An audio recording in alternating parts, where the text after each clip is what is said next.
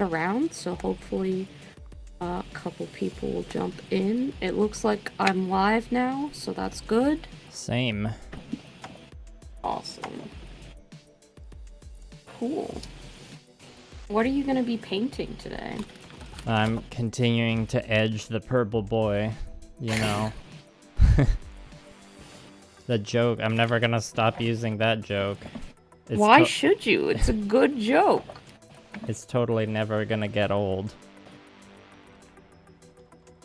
Someone's always gonna be around to hear it for the first time, you know?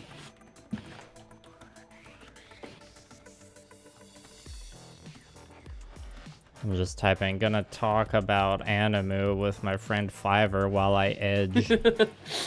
Oh dear. But then in brackets, this is Asabi.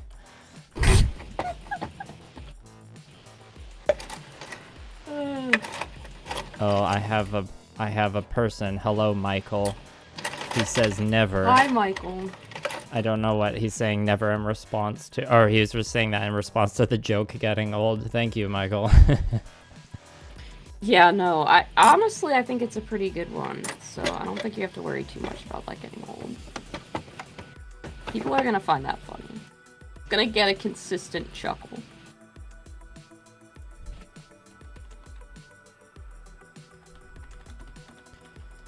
Hello, Tristan. Thanks for coming. I'm just, you know, spamming the stream link around a bit and then we'll get started and do the proper introductions. Hi, Josh. Welcome to the stream. Let us know if there's any audio issues, and I can hear Fiverr, so I'm assuming all of you can too. I am also gonna ask for you guys to let me know if you can't hear Liam. I can hear you loud and clear, but hopefully everybody else can as well.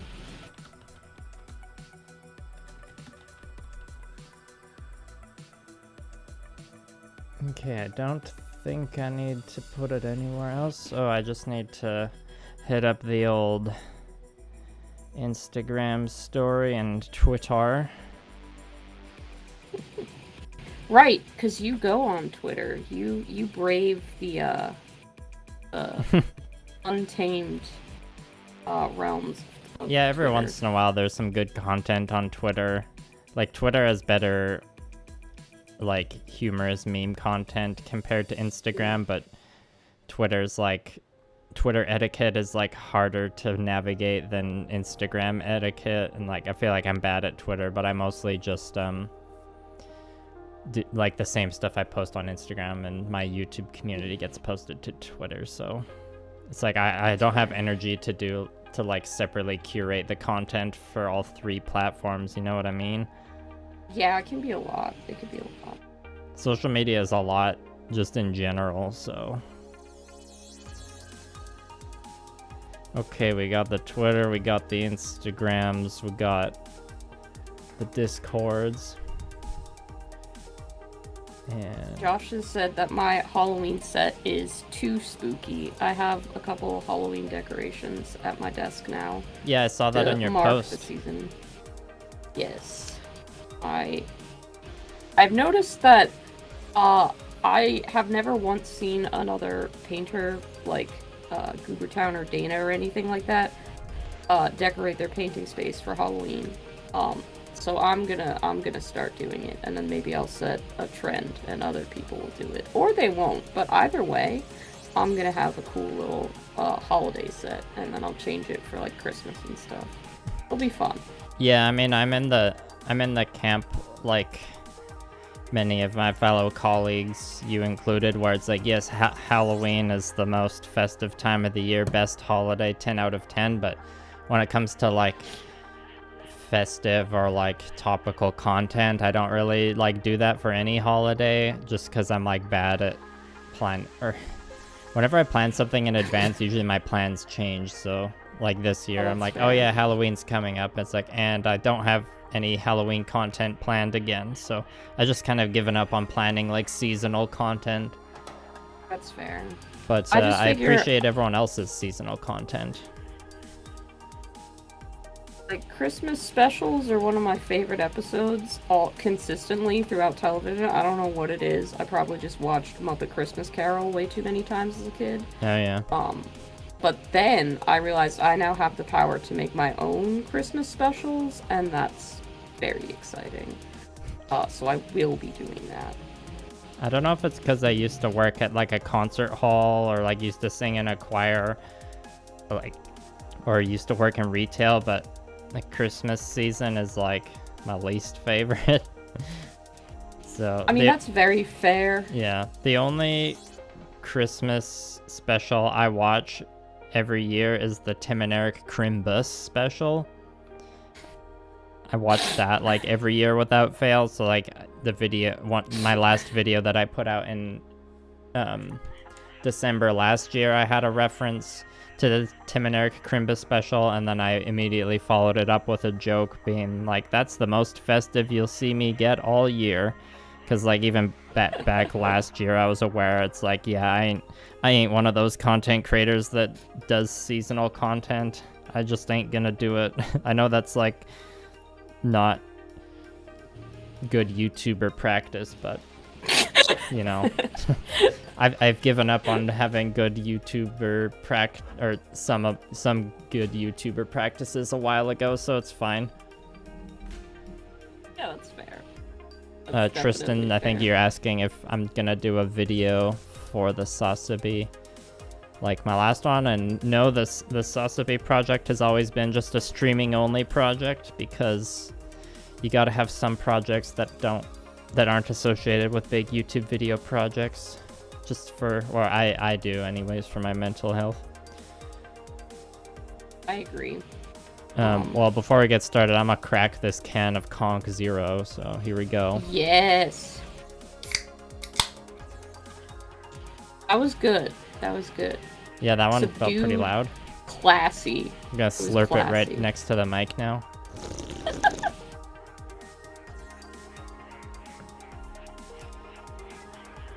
All right. And what are you working on tonight, Fiverr? So usually I would be working on painting my Tau, but I was like, Tau aren't very spooky, so my stream project for this Halloween season is going to be painting a bunch of miniatures from the Bloodborne board game. Oh, that's pretty spooky. Yeah, Bloodborne is my favorite video game, hands down. I hear it's a good one. Very good. And when I heard that they were making a board game, I was devastated because it was on Kickstarter, and I found out I got into miniature painting too late to know about it. But then my local game store was like, we have 2 of the Kickstarter special editions with everything in, that we ordered for the store.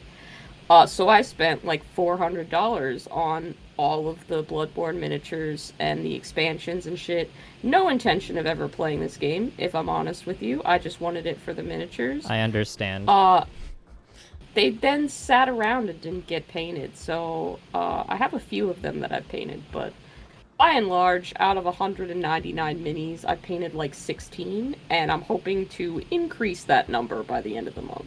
Damn, 199, that's a lot for a board game. Well, I guess it depends on the board game, but are a lot of those easy to paint, zombies, or?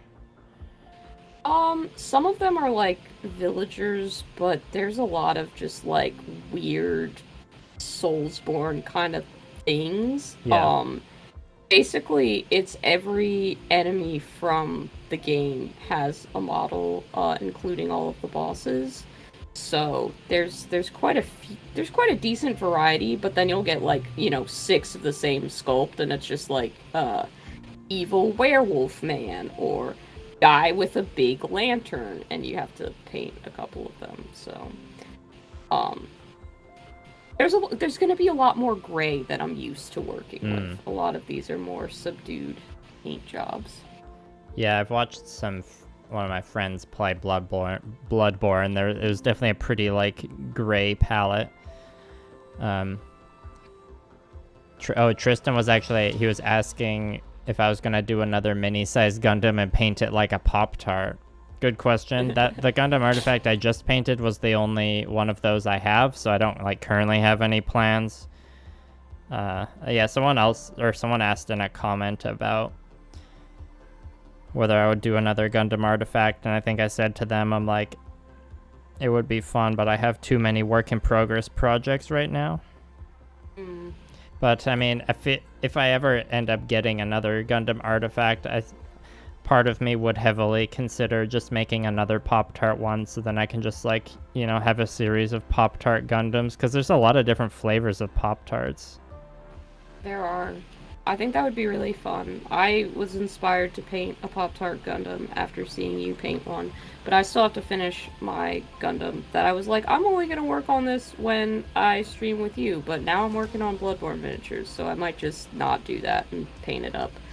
Well, speaking of your Bloodborne miniatures, someone in my chat, Preston Gondolf, says, Gunpla painting and talking Bloodborne, so many of my favorite things in one stream. So, also, hello, nice. Cyber Scorpio, and the Mohi Bean. This is the real grade Sasabi, to answer your question. Josh in my chat has said to tell you to make a brown sugar Pop-Tart Gundam. I don't think I've had that. It's funny that I did the Pop-Tart Gundam, because I, like, haven't had that many Pop-Tarts in my life. Or, like, most of the Pop-Tarts I've had have been as an adult, because... my parents, when I was a kid, they were like, nah, bro, that's too much sugar. I mean, they're not wrong. Yeah, I mean, like, in hindsight, yeah, good call on their part. But I had, a couple of years ago, me and Blue Parappa, we had acquired a box of Oreo Pop-Tarts, but they're actually, like, kind of bad somehow. Mm-hmm. Yeah, no, they're terrible. Okay, As so you've had those. Has eaten a lot of Pop-Tarts. Yeah, the Oreo one's terrible. Oh, Bo Paints Minis says, amen, brown sugar is where it's at. Brown sugar is honestly a really solid flavor of Pop-Tart. Probably the one that I've eaten the most of, but is really boring to look at. So I don't know if that would make the best Gundam, because it's like, here, paint beige. There's some beige Gundams that are cool, but yeah, definitely my palette leans more away from beige. And Tristan, Fiverr's working on the Bloodborne board game. No Gundam tonight. But they do have a Gushin that's a work in progress. I do. He's staring at me, and...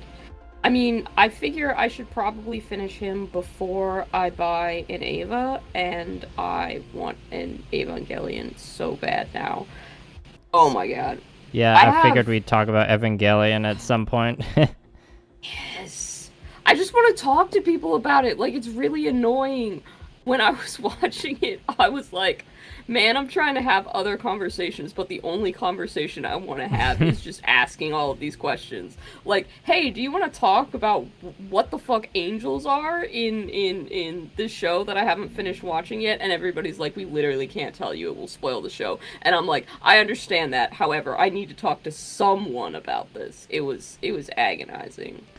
There's good memes about Ramiel being best girl in Evangelion, because Ramiel tends to be a lot of people's favorite angel, the one that's just like the cube. Giant D8. Yeah, not the cube, but like, you know, cube adjacent. I think I have a meme saved somewhere of like Ramiel, but with like a schoolgirl uniform on. Just a D8 wearing a dress. That's great. Oh, Bo Paints Mini says, no, do the strawberry Pop-Tart and then use forbidden sprinkles as the greebling. Yeah, that'd be cool. Yeah. And Tristan also says, what about red velvet? Mm-hmm. I do think you need to use those forbidden sprinkles on a project. Like, I think you need to find a use for them. I do. I'm starting this Bloodborne miniature, weirdly enough, with a metallic undercoat, which people are gonna be like, why the fuck would you ever do that for an organic creature?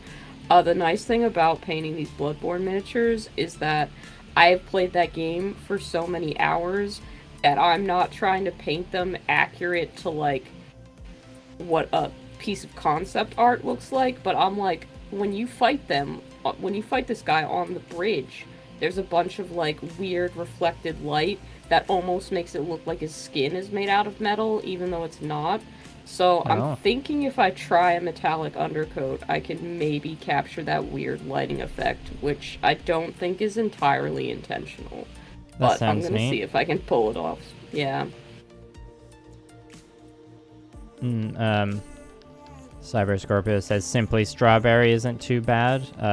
Mohibean, if you can, yeah, we encourage opening both streams and then you just mute the audio of one of them and you still get the proper experience. Yeah. And Preston was asking what we think about the kits from the Witch from Mercury, or the mobile suits from it. I think they're pretty cool. I'm gonna get the purple one. Yeah, you showed me that last time, and I did like the chunky one. Yeah, everyone was like, the big chunky purple one. Yep, that was the best one. Our taste is predictable that way. It's like, is it chunky? I have some other people in my chat. Hello to Goober and Rothian and Persephone. I hope you're all having a nice night. I am talking with Millennial Model Mayhem today, so I may not respond to everything you say in chat, but I will read it and appreciate it, even if I don't respond directly. Yeah, I guess we should do our introductions or something. We just got right into it. Oh shit, yeah, we did. Do you want to go first? You want to go first? No, I said you go first. Okay, I'll go first. Also, hello, Nathaniel. Congrats on the Lego set. Tristan, I can't remember the name of the purple one, but it's got like the fancy feather plume on its head. Yes, hello people in Fiverr's stream, and I guess my stream. I'm Liam, aka Millennial Model Mayhem. Do painting models for display and tabletop games on my channel. And I just put out a video where I painted a Pop-Tart inspired Gundam artifact model, and I reached out to Fiverr for consultation because they're good at painting things that are themed after unhealthy snacks. And we've also just been doing the occasional guest stream this year. And yeah, I think that pretty much covers it. Cool. So yeah, my name is Fiverr, and I have a channel called Sugar Candy Miniatures, which pretty much explains itself. I usually paint miniatures to look like they're made out of candy. Today I'm not doing that. I'm just painting a guy from Bloodborne, but usually it's like, oh, I'll paint this Warhammer miniature, but make it look like it's made out of ice cream or cookies or something like that. And I've done a lot of streaming recently, which I enjoy, and Liam's been really cool and been like, hey, let's do co-streams, and they're always tons of fun. And yes, I did consult on Liam's latest video about a Pop-Tart Gundam by being like, yes, Wildberry Pop-Tart seems like a good idea. Go for it. It feels all official using the word consultation, you know?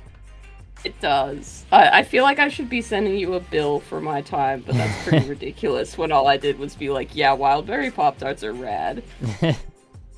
Yeah, it's like, by the time I approached you, I was like, I already kind of had the thing is that how I came up with a Pop-Tart idea originally was that I was going through my supply of bases, and I didn't really have a circle one that was the appropriate size. Like, all the circle ones I had were either too big or too small for the footprint of the Gundam artifact, but then I had found the like rectangle one that it like balanced pretty well on.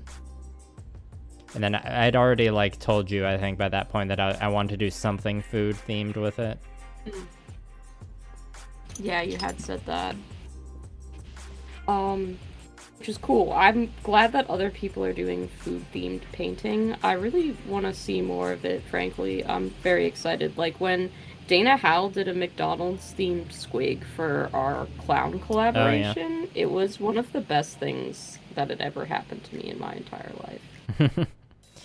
I was gonna say, I think out of like those pictures you sent me to include in my video, I think my favorite out of them was the zombie from the fast food frights. Yeah, that team's turning out really good. I just need to actually get around to finishing them. Because I realized that painting burgers on the shoulder pads of individual Blood Bowl players does in fact take a lot of fucking time. Which is not efficient when you have to paint like 16 or so of them for a team. Tristan said, there is a banana pie flavor, pot trat. And then G Star the First says, what's a pot rat? Also, I think at one point they had Pokemon themed Pop Tarts as like a limited edition thing. I don't know if that's just something I like dimly recall from childhood, but they might be an interesting, weird color scheme to pull from. I mean, I hate banana flavor, so the banana pie Pop-Tart sounds disgusting. That's too bad. Big Appa in my chat asks if me and you can do a cryptid-themed painting set. I'm not quite sure what you would mean by, like, a painting set, but I would definitely do a cryptid-themed paint job at some point in the future. Cryptid? That would be fun. Yeah, like, okay. Like Bigfoot or the Mothman, or the Loch Ness Monster or the Mothman, or the Chupacabra or the Mothman. Yeah, I was about to make a joke, like, well, you're obviously gonna do Mothman, right? There's literally no other choice for me. I went to the Mothman Festival. Like, I'm not gonna pick a different cryptid. Yeah, that was one topic I wanted to bring up for the stream tonight. Maybe we can do that now. That's one. Burp one. Yeah. Burp one. Can you regale us about the Mothman Festival? Sure. So I went to the Mothman Festival because I just think the Mothman is neat. Like, I know there are some monster fuckers out there in the world who are, like, into the Mothman, and there are some people out there who, like, believe that the Mothman is real. I'm not either of those. I just think that the Mothman is cool. So when I found out that, like, there's a Mothman Festival, I mentioned it offhand to one of my friends. I wanted to go someday, and she was like, no, we absolutely have to go, and we're gonna take you. And I was like, lol, okay, that's awesome, but you're not actually gonna do it. And then we actually did it, so I was really psyched. But it was exactly what I was expecting, which was great for me, because I really just wanted, like, kind of a shitty state fair, but everything is themed around the Mothman, and every booth has, like, burritos shaped like the Mothman and shit like that, and it's exactly what it was. Perfect. Like, it is not, if you're not me or someone like me, it is not worth driving the long ass amount of hours that we drove to get there, because it's just a fair with a Mothman overlay. That's really all it is, and the Mothman Museum is, like, cute and dumb and takes, like, maybe 25 minutes to walk through, which I did wait in an hour-long line to get into, because, again, I just think the Mothman is neat. I had a great time. I was loving it, and the people that I traveled with also seemed to have a good time. But yeah, it was just basically any, like, state fair or one of those random carnivals that sets up and is there for, like, a day, and then is gone. It was exactly what I wanted it to be. There were people cosplaying the Mothman and other characters, and just, yeah, shitty food, weird little, like, art stalls, weird people who really believe in Bigfoot. It was great. I had a fantastic time. That sounds very good and wholesome. Extremely wholesome. I did spend a stupid amount of money on stuff with the Mothman on it, but I'm very happy now. You gotta get that Mothman drip. You gotta get that Mothman drip. They had an ice cream parlor there that was Mothman themed. That's just, like, in the town of Point Pleasant, West Virginia. Yeah, like, permanent. Yeah, I was gonna ask if is it like one of those small towns that has, like, one major road? Pretty much. Yeah, it was extremely small. Sounds quite charming. It was very charming, and, like, as a person who wants their entire life to just basically be sweets themed all the time, going to an ice cream parlor themed around my favorite thing getting a Mothman sundae at that ice cream parlor, I did also buy a t-shirt, just because it had the Mothman, like, shittily photoshopped to be holding ice cream cones, and I just needed it in my life. It's one of my favorite things that I own now. Yeah, it was great. I recommend it if you're as obsessed with the Mothman as I am. Yeah, I was gonna ask, would you recommend it to someone who's just like into cryptids in general? Maybe if they lived closer. Like, I was in a car for 6 or 7 hours to get there, which is fine for me. I love a road trip, but like the average person would be like, this is stupid and I don't want to do this. So if you like road trips as quote unquote like part of the experience, then yes. If you don't, then maybe no. I would say 4 hours is a reasonable amount of time to go and have a good time if you're just like a cryptid enthusiast. Gotcha. Well, thanks for the Mothman Festival recap. Hell yeah. Oh, yeah, people in my chat are commenting. I did get a new tattoo. It's still healing up. This is my new tattoo on my hand. Nice. My name is Fiverr, so I got a candy with a number 5 on the wrapper and a bunch of sprinkles, and then a candy bracelet around my wrist. Hot tip, if you are going to get your hand and your wrist tattooed, maybe don't do those on the same day, because I was in a lot of pain. It hurt like a bitch. I bet. I've got like 4 tattoos, and none of them were in like the notoriously painful areas, but even then some of them were pretty painful. So I can only imagine a wrist tattoo. Yeah, it was, it wasn't my smartest decision in the world, but I don't regret it. And it looks cool as hell, so I can't be mad about it. Tristan says, what about peach cobbler Pop-Tart? I haven't had that one. I have not had that one either. I didn't know there was a peach cobbler Pop-Tart. Oh, and Spirit, this is the real grade Sasube. Oh, and now Tristan's asking how old I am. Guess. According to my brand, that I'm a millennial, but the question is, am I like closer to Gen X or Gen Z?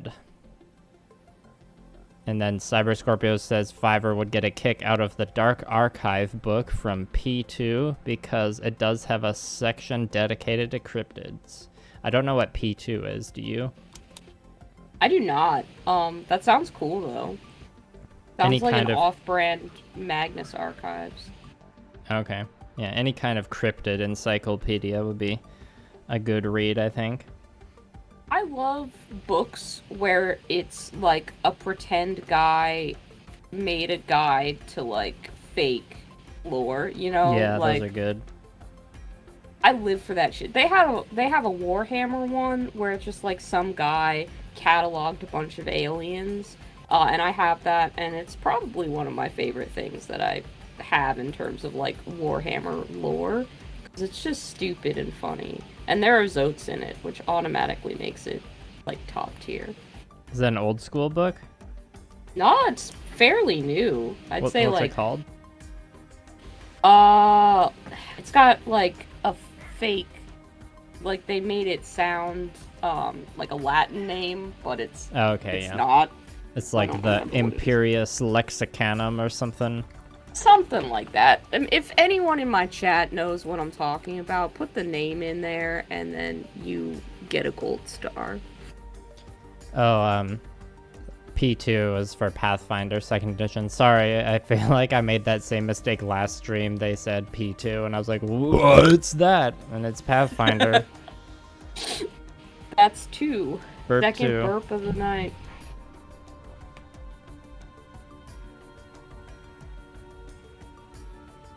Atomic Topher has said xenology. That sounds close. That sounds like what it was. Maybe that's what it's called.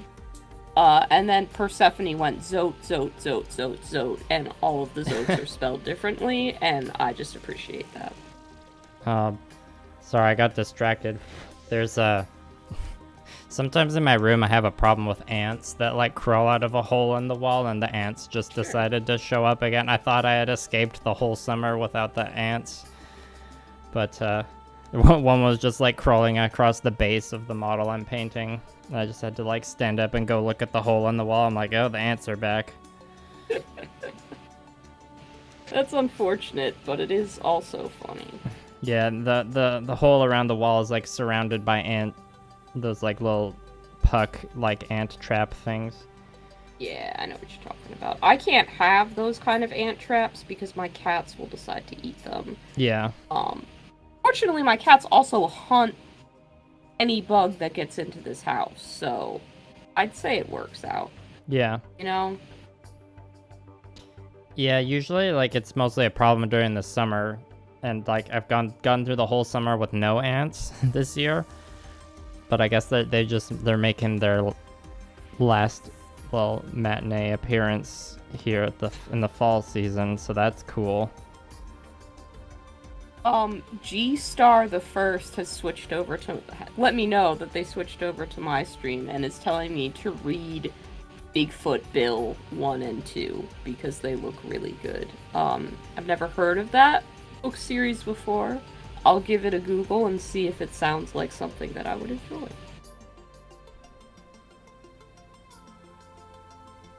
Bigfoot Bill 1 and 2. I'm glad that it got a sequel, you know?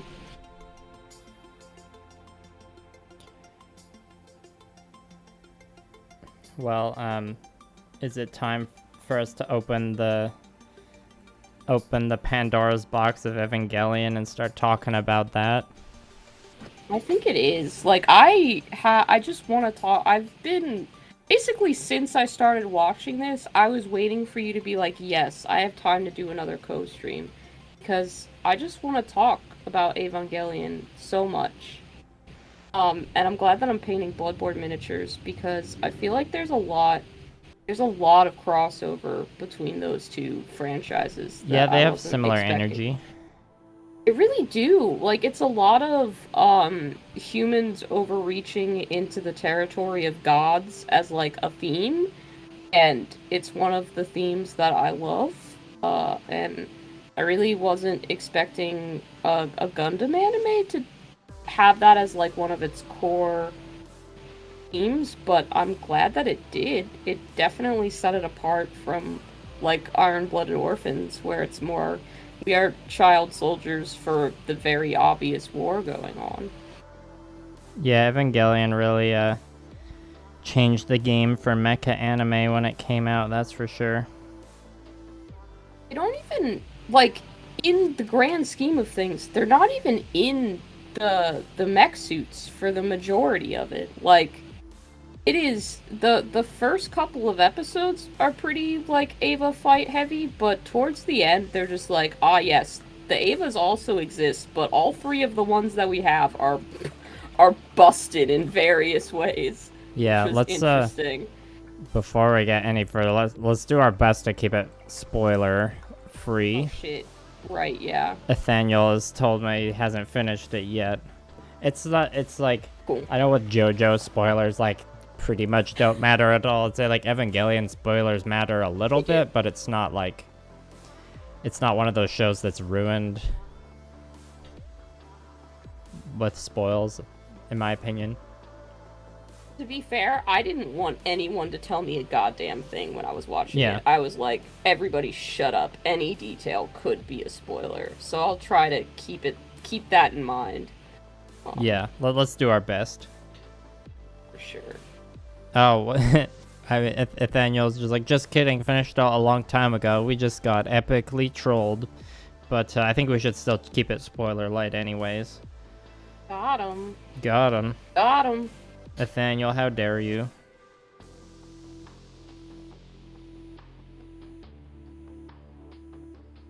Atomic Topher, off topic, has said, would a Zote eat an oat in a boat with a goat? So I guess also we've gotta do some Dr. Seuss rhymes up in here, which I appreciate. I think I was reading, like, I know you told me not to go on any Wikipedia deep dives. I don't think I told you not to. I think I was just like warning you that you'll fall into a Wikipedia hole, because I've fallen into so many Wikipedia holes because of Ava. Yeah, I can see myself being there for quite some time. And I just wanted to figure out, like, what definitive canon was in terms of Rey as a character. And Wikipedia was happy to tell me that, like, she had won a lot of popularity contests and that the creator wasn't, like, impressed with the way that she turned out as a character. And I'm like, neither of these are the things that I came here for, information-wise. Which was frustrating. But, like, I was reading one thing, and the creator of the show, whose name I don't know, but I'm sure somebody does. Thank you. He had said he was asked once at a panel, what does Rei Ayanami like? And he couldn't find a way to answer that. And I'm like, bro. 3. Sorry to interrupt.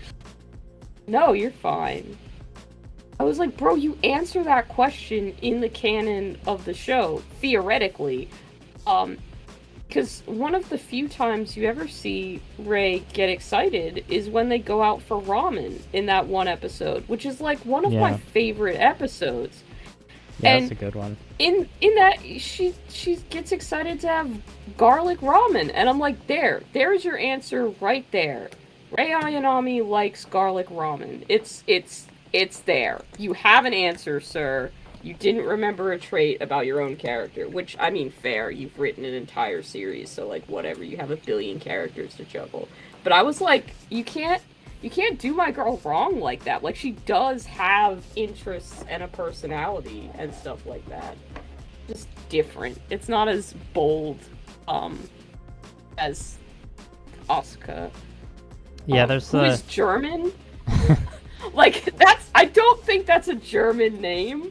Okay. Well, sure. Yeah, it's like Asuka, isn't it? But then her middle name's like Langley. Her last name's Soryu. Yeah, there's lots of fun stories of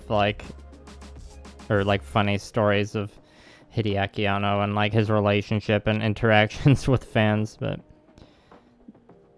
what did you think of Kwaru? Oh yeah, I don't know if I'll ever pronounce his name quite correctly. I don't know. Like, I thought it was far too late for them to be trying to introduce a whole ass new character.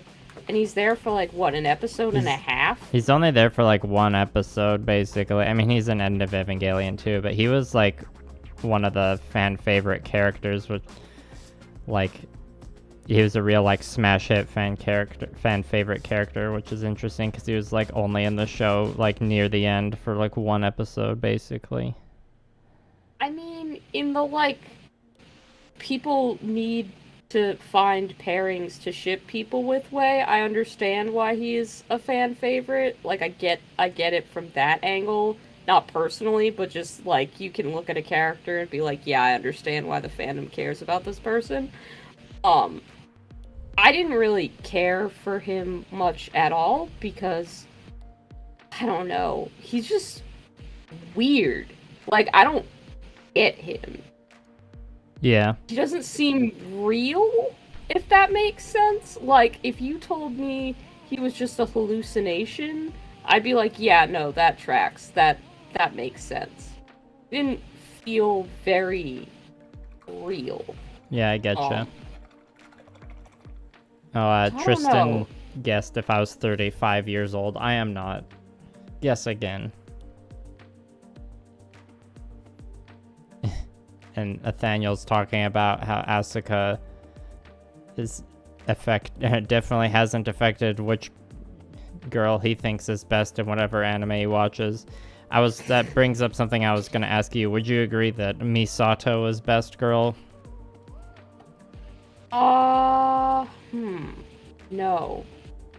I would not agree with that. I think that she's interesting But like, I liked Rei a lot. I don't know if I would say she's best girl, but it's either Rei or Ritsuko for me. Yeah. I liked Ritsuko a lot. She was very, very, like, intense and smart, and when she was trying to get to the bottom of... She was committed. Like, I feel like a lot of people in that show, falter in their commitment at some point, but she never does. Like, she is ride or die, which I appreciate in a character. I feel like Misato just took too long to figure out which direction she wanted to go in for me to consider her best girl. Yeah, I really like the episode where Ritsuko is like having to go inside the Magi computers. I thought that was like a good episode.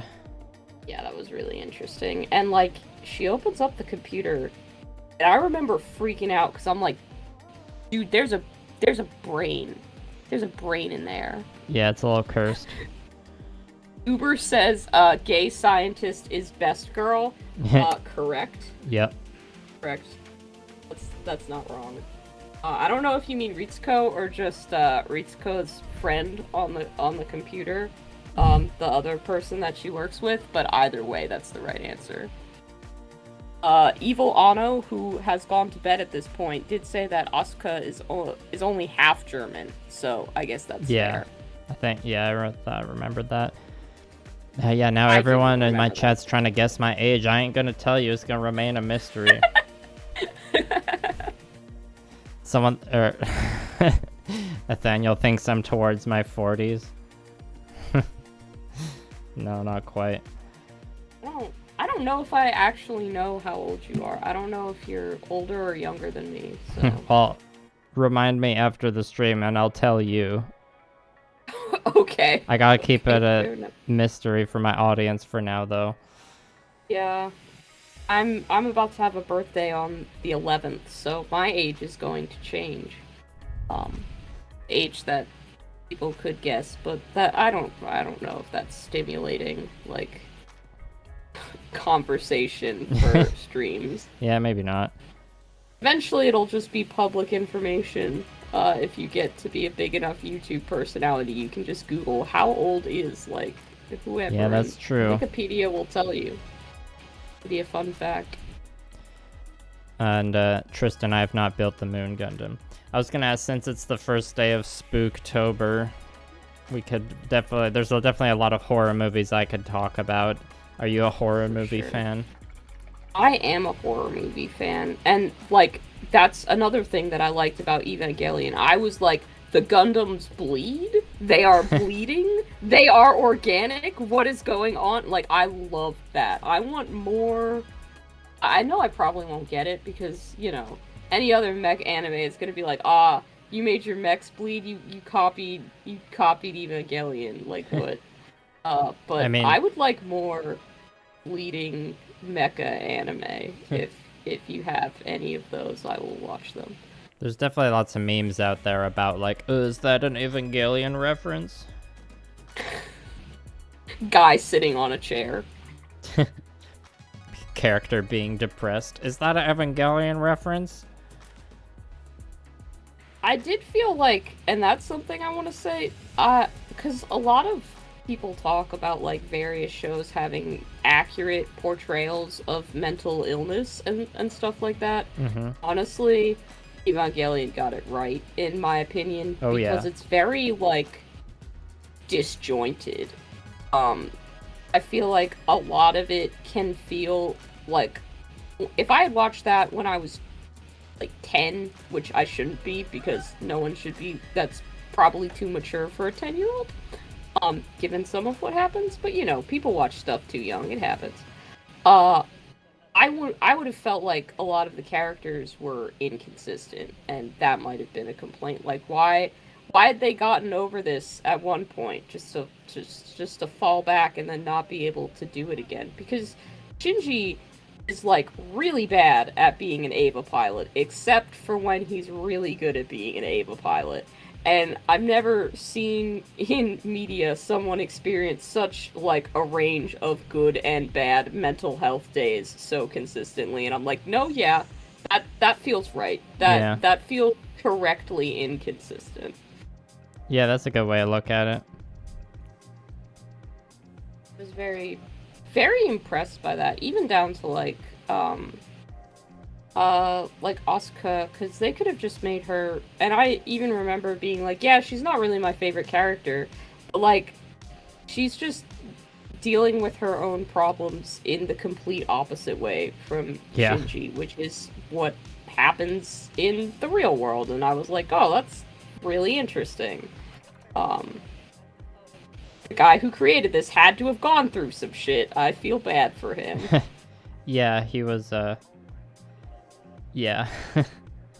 That's why I was saying to you about, like, the rebuild of Evangelion movies are interesting, because, like, the original Evangelion is made, or, like, it's, like, Hideaki Anno being really depressed, and then, like, rebuild of Evangelion is, like, made, like, over a decade after. So, like, the story is technically the same, but it's also very different, kind of because of the way his, like, mindset's changed. I did watch the first rebuild movie Oh, yeah. because I still need it. Everybody was like, take a break from Evangelion. You've watched the show, you've watched End of Evangelion, just take a break, go watch something else. And I'm like, no, I would like more. So I did watch the first part. I thought it was okay. Yeah. Not gonna lie. I was just kind of like, alright, this is fine. Like, it wasn't as good as the show in my opinion. And I was really hoping that they wouldn't do a 3D model for the Ava at any point, because I appreciate hand-drawn cell animation. Even if, like, you move to digital format, I was like, yeah. And they definitely used a 3D model at some points, and I was like, dang it all. Yeah, I feel you there. The thing, yeah, I mean, I understand it, but especially with something that is organic in a way, like an Ava turns out to be, I was hoping that wouldn't have happened. yeah, I mean, the thing with the rebuild movies, and this isn't, like, really a spoiler, like, the first one is basically, like, just a recap of, like, you know, up to a certain point in the show, and so is the second movie until, like, maybe, like, the 3/4 mark of the second movie. That's when the, like, plots really deviate, and, like, it starts to, it, like, becomes different from how the original show is, so maybe it's a bit subversive in that way. Yeah, the first, Definitely watch the rest of them. and, like, the third rebuild movie was, like, one of those movies that was kind of stuck in production hell for a long time. It was, like, a weird, like, clusterfuck. And then the fourth rebuild movie took even longer to come out, but it was, like, such a crazy epic finale that everyone was just waiting such a long time for, and it was a wild ride overall. That's fair. I will definitely make my way through them. Oh, I'm sure you will. But, like, just warning you now, the third Evangelion rebuild movie is confusing as fuck, and it's a hot mess. It's okay. It's okay. Like, I know you had been like, everybody was basically warning me that, like, the end of the show wouldn't be what I expected. And to be fair, they were right. It was not what I was expected. But I wasn't, like, mad about that. I didn't feel cheated by it the way that perhaps some people had. I get why that feeling was there, but I liked the original ending, and maybe that just makes me pretentious, but I was fine with it. Yeah, I mean, not everyone hates it. You know, those of us who are big-brained can appreciate the nuance. I was very pleased with it. It felt like I kept picking up on this weird, like, gentleness throughout the series, which I don't know is the correct word to apply to it. But there's definitely something about the show that doesn't, like, it could very easily just be entirely depressing all of the time, which I feel like a lot of stuff is nowadays, which is why I keep falling off shows. Like even the Edge Runner series that Netflix just did, the cyberpunk thing. Like, it's just super depressing for the first 3 episodes. There's nothing really for me to be like, there's a reason for me to get through to the interesting parts. It just keeps getting worse and worse and worse. Which I understand you have to set something up. And I can't quite pin down what it is in Evangelion that makes it feel different somehow. Like, there is some kind of through line of just not consistently depressing every single episode. Which I feel like is not the case with a lot of other, like, more mature cartoons and stuff nowadays. Yeah, I watched the episode of Edge Runners while eating dinner tonight. I think it was episode 6. So I think I have like 3 or 4 episodes left. So we'll have to touch base on that later after I'm finished. I'll let you know if it just remains depressing throughout there. But episode 5, I think, or episode 4 or 5, I remember being it wasn't like bleak and masochistic the entire time. Okay. I didn't make it that far. I was kind of like, you know what? I got other shit that I could be watching. I've definitely lost my patience to, like, tolerate, I don't want to call them boring, because that's the wrong word, but more just, like, grueling arcs of stuff to get through. I'm just like, yeah, I'm not gonna do this. JoJo Part 3 broke you. Oh my god. JoJo Part 3 was tough. It was tough. Was it worth it for, like, the Dio content at the end? No, I'm so sorry. It wasn't. No, like, I'm sorry. I wanted it to be, right? Because I love Dio. He's great. He's actually terrible, but I don't know. He amuses me to no end. But, like, I knew the same thing was gonna happen. They're gonna build him up to be, like, super tough and badass, and then, like, in 3 episodes, because that's what we have left, he's gonna get defeated by some dumb bullshit, because they're not gonna let their main character, like, lose. Which is exactly what happens. You're describing, like, every single fight in JoJo's Bizarre Adventure. There's some bullshit. Like, how do you build powerful antagonist when you know that there's gonna be some, like, how old is Jotaro? Like, he's 14, something like that. I think he's 17. Okay, fair. But, like, he is a teenager fighting an immortal vampire man who's basically just been kicking ass and taking names for the past, I don't know, like 30 years, something like that at least. Probably more. He's gonna get defeated by a 17-year-old who never changes out of his school uniform? Like, okay, that's how we gotta end our show this season. It's just, yeah. But I mean, it's JoJo, so you know that some stupid bullshit is gonna happen. That's what you signed up for when you started watching it. Yeah, see, that's why I like Part 4 more than Part 3, because it, like, leans more into, like, the silliness and, like, the stupid bullshit. And, like, having... It really does. Yeah, how much of Part 4 have you watched? I think I'm on, like, episode 8. I took kind of a break to watch Evangelion, and then yeah. I couldn't seem to watch both of them at the same time. What? I was like, this is too much of a whiplash.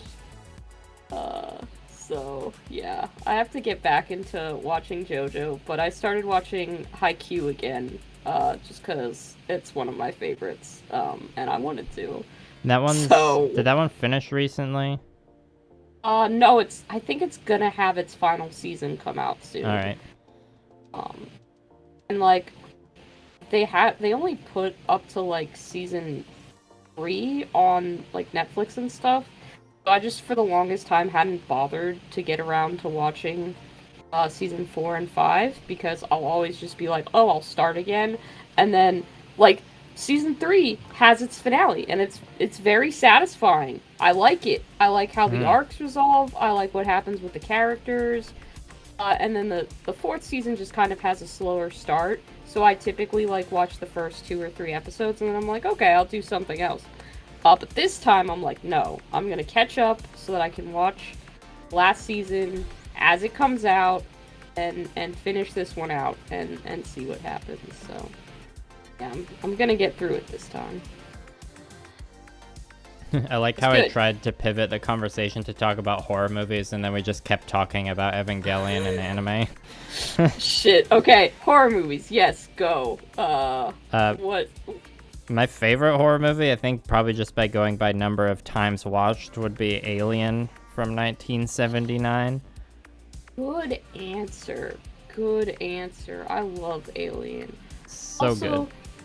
The fact that we have freaking Ripley and the cat Jonesy as the only survivors at the end. Like, yes, perfect, wonderful. I love that. Sorry if I just spoiled Alien for you. I think you're allowed to spoil movies from the 70s. It's fine.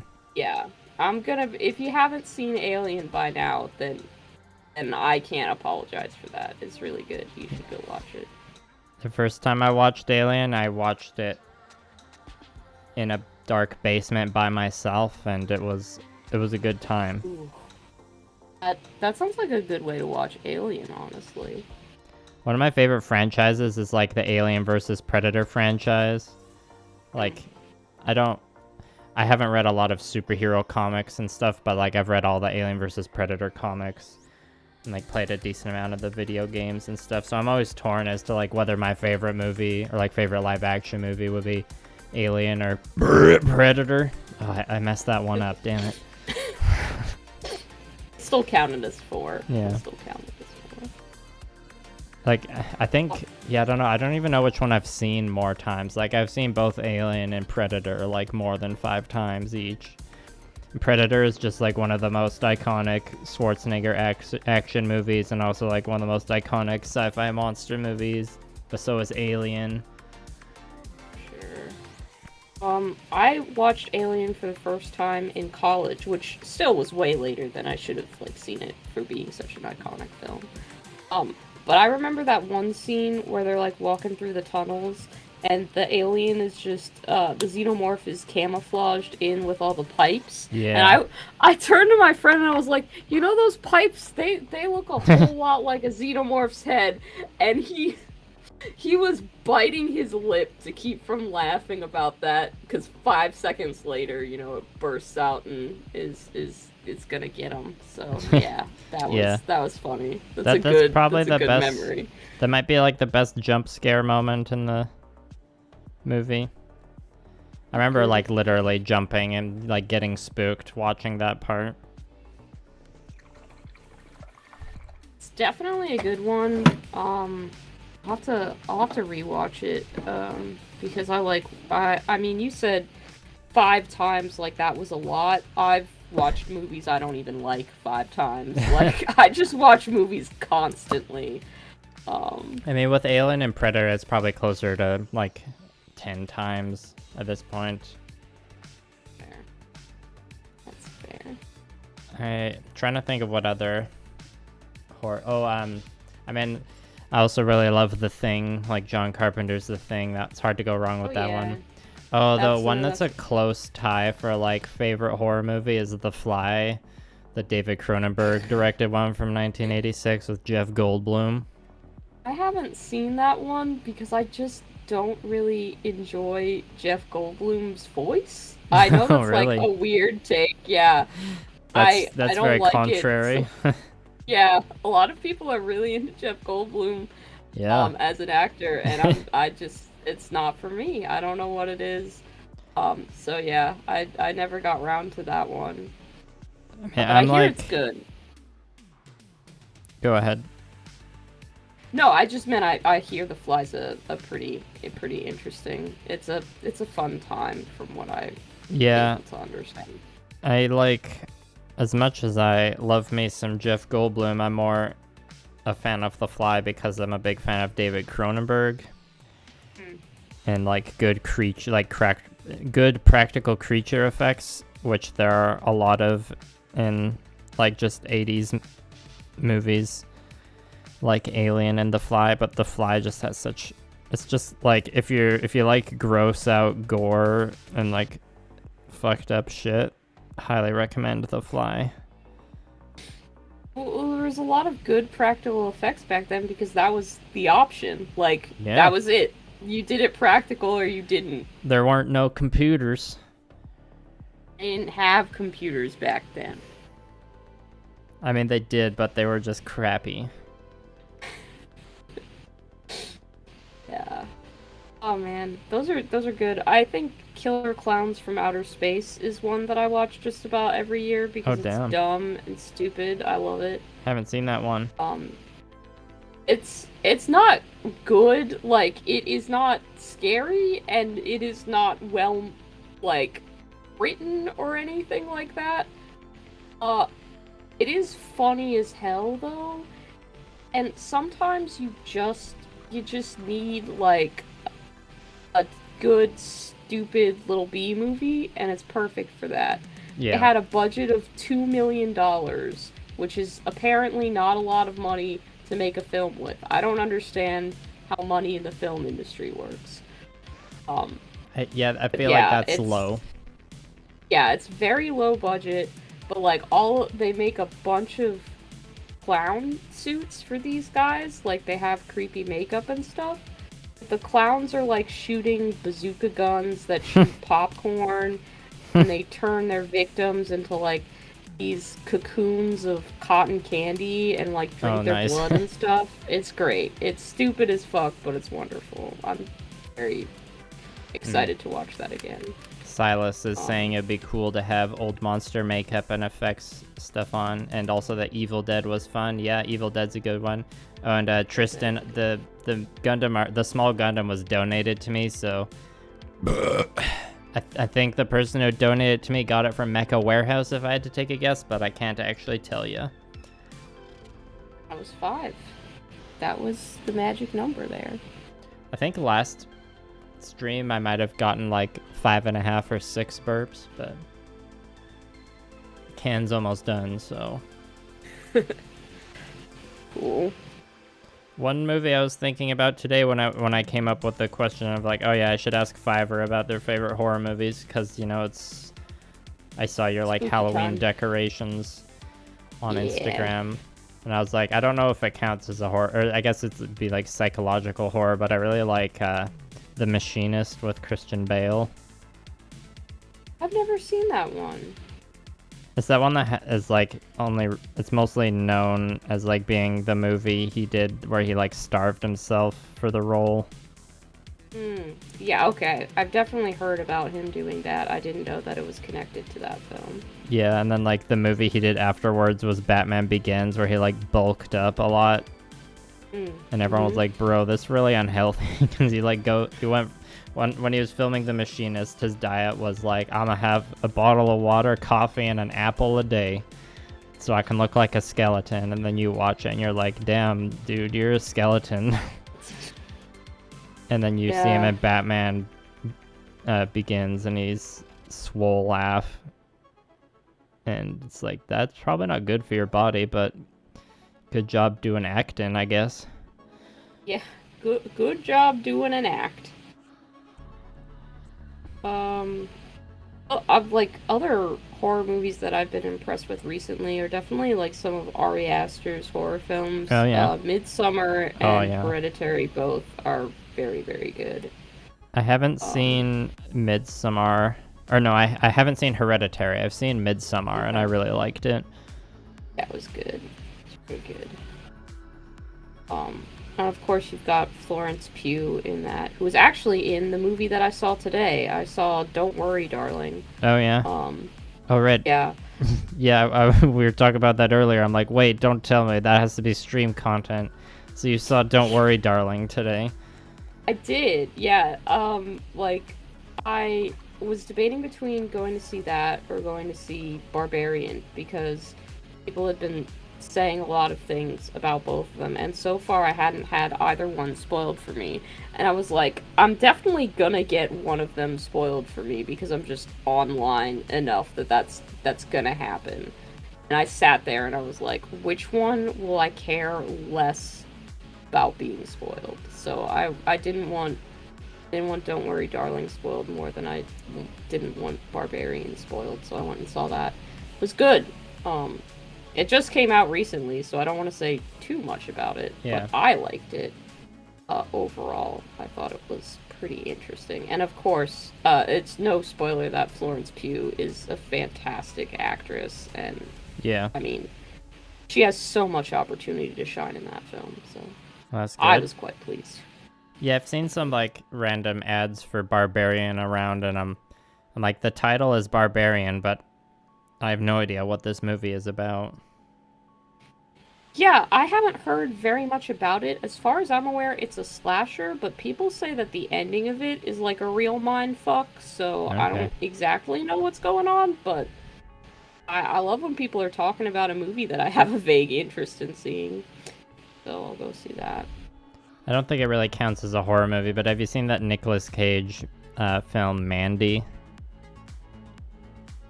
That sounds so familiar. Probably have. Trying to remember though. Do you remember like what the plot was about at all? Yeah, he's like living a humble like lumberjack life in the forest with his GF, and then it like turns into kind of like a revenge like movie. There's like an evil yeah. biker gang of like Christians that are like messed up on LSD. Yeah, I remember that vaguely. I think for whatever reason, I keep confusing it with Cabin in the Woods, which isn't yeah. the same thing at all. Yeah, it's not. And they don't really have a similar vibe at all, but like, There is I swapped. there is a literal cabin in the woods in Mandy though. Yeah. There is, but it's very much not the same at all. Yeah. Cabin in the Woods has a completely different tone, and that's Chris Hemsworth, not Nicolas Cage. Are you a fan of Cabin in the Woods, the film? I think it's okay. Like, Yeah. I appreciate what it does as being like different for, genre, I guess. But it's just kind of okay. It's mid to me, really. Like if someone's like, "Oh, I want to watch Cabin in the Woods," I'll be like, "Yeah, sure, why not?" Yeah. But like my problem with so many horror films is that they don't actually scare me, and I need them to. Mm-hmm. I need some good tension building in my horror films. I need something that I don't see coming. Because that's scary to me. When I can't figure out what's going on, that's terrifying. That I enjoy. When it's just like, oh, one of us is the killer, I'm like, okay, one of you is the killer. Like, that's not... It's sure, whatever. That's okay. But... I think that's why I'm drawn to weirder horror films. Like, I like a lot of Jordan Peele's work. Oh yeah.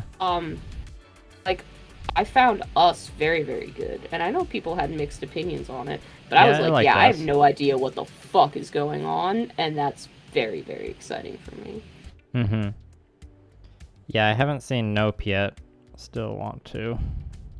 Nope was good. I enjoyed it. I think, of Jordan Peele's, like, 3 horror films, so you got Get Out, you got Us, and you got Nope. I think Nope's the weakest of the 3, but it's by no means a bad film. It looks like a fun experience at the very least. Definitely. I would agree with that.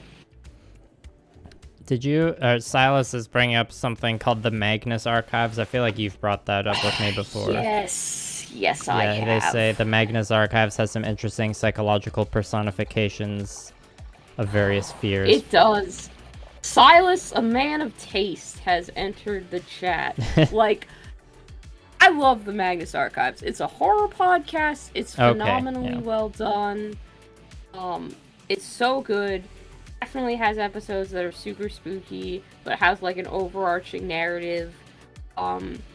It's like, when you basically just want a TV show that feels like they had it planned out from season 1 all the way through to the end at season 5, and then they had the budget and the resources to actually fulfill that vision, but you get that so rarely.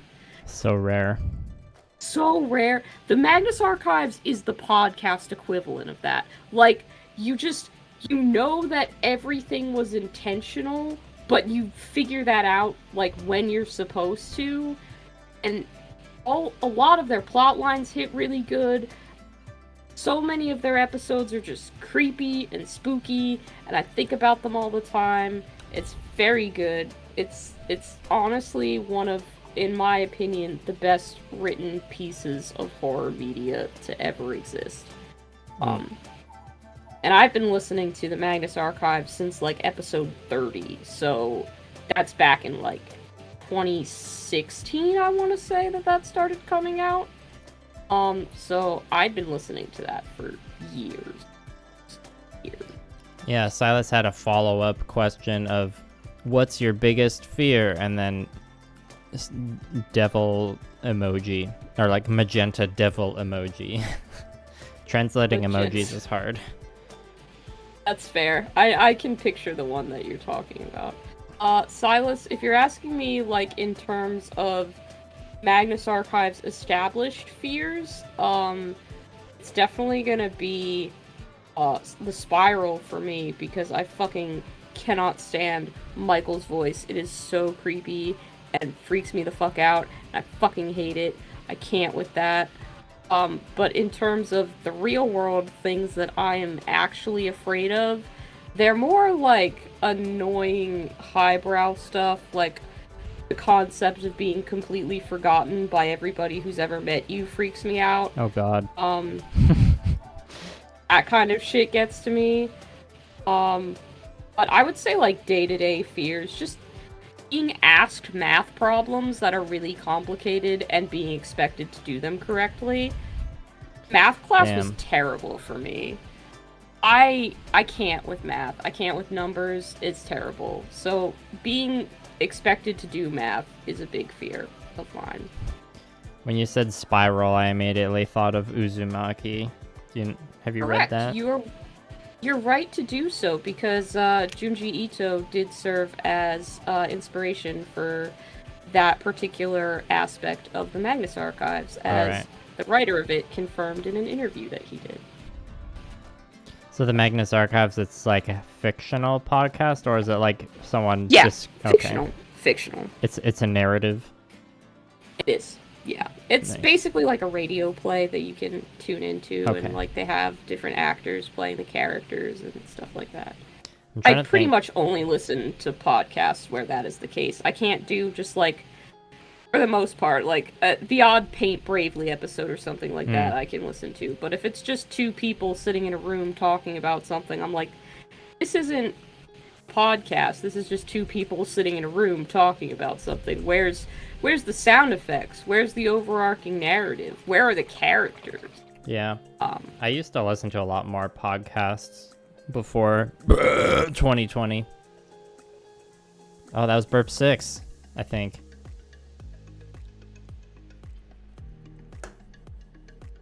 Are you there, Fiverr? Oh, yeah, I am. you are. Okay. I'm still here.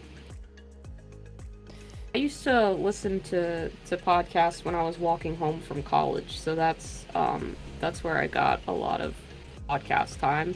Nowadays, I don't listen to them as much, simply because I don't make the time for it. Yeah. You brought up Paint Bravely. That reminded me that, like, I don't listen to Paint Bravely now, but I did when they first started. And then it was because of Paint Bravely, or there's one episode of Paint Bravely where they mentioned Hobby Time in the Murder Basement, and that was a podcast I watched a decent amount of around the same time. Fair. Yeah. I've been trying to like find some like new ones to get into recently, because I feel like I've been watching too much YouTube as like background stuff, but I haven't quite found one that works yet. It's more, my YouTube content is more just pivoted to be like just history YouTube channels. I'm just like turning into a boomer, and I just want to learn about like ancient history. That's fair. But that's got its own appeal. Not to the point where I will like play historical war games, because when it comes to painting miniatures, it's like I don't want to paint a miniature of a thing that existed in real life. I want to paint a miniature of a thing that literally could never exist in real life. I feel the same way, except I also don't want to learn about history. I just don't have an interest in, like, the battles that happened in the past. I just don't care. But what about Alexander the Great? But what about the Byzantine okay. Empire? Like, sure, a bunch of dead people did a bunch of stuff. Okay. Like, sometimes it's interesting to learn about how different cultures lived. I'll admit that's interesting. But, like, I don't want to know the various ways that people killed each other over the course of history. Like, that is just depressing to me. I don't need to know that. Yeah, I'm in it more for, like, just learning how ancient or, like, old cultures and civilizations and countries were formed in the first place. I don't usually click on I'll more often click on the videos it's talking about an ancient empire rather than, like, a historical figure, but, you know, some of them are neat. It's fair. But if you need horror podcast recommendations, I definitely can give you some of those. I have quite a few that I've listened to over the course of things. I've also been on a podcast. I was on an episode of Destro the Lich King and Jeremy the Ghost Bear's podcast, Grognard's Yell at Cloud. Yeah, I actually have that episode saved on my Spotify. I just, like, my list of podcast episodes on Spotify keeps getting episodes added to it. I just haven't listened to any of them.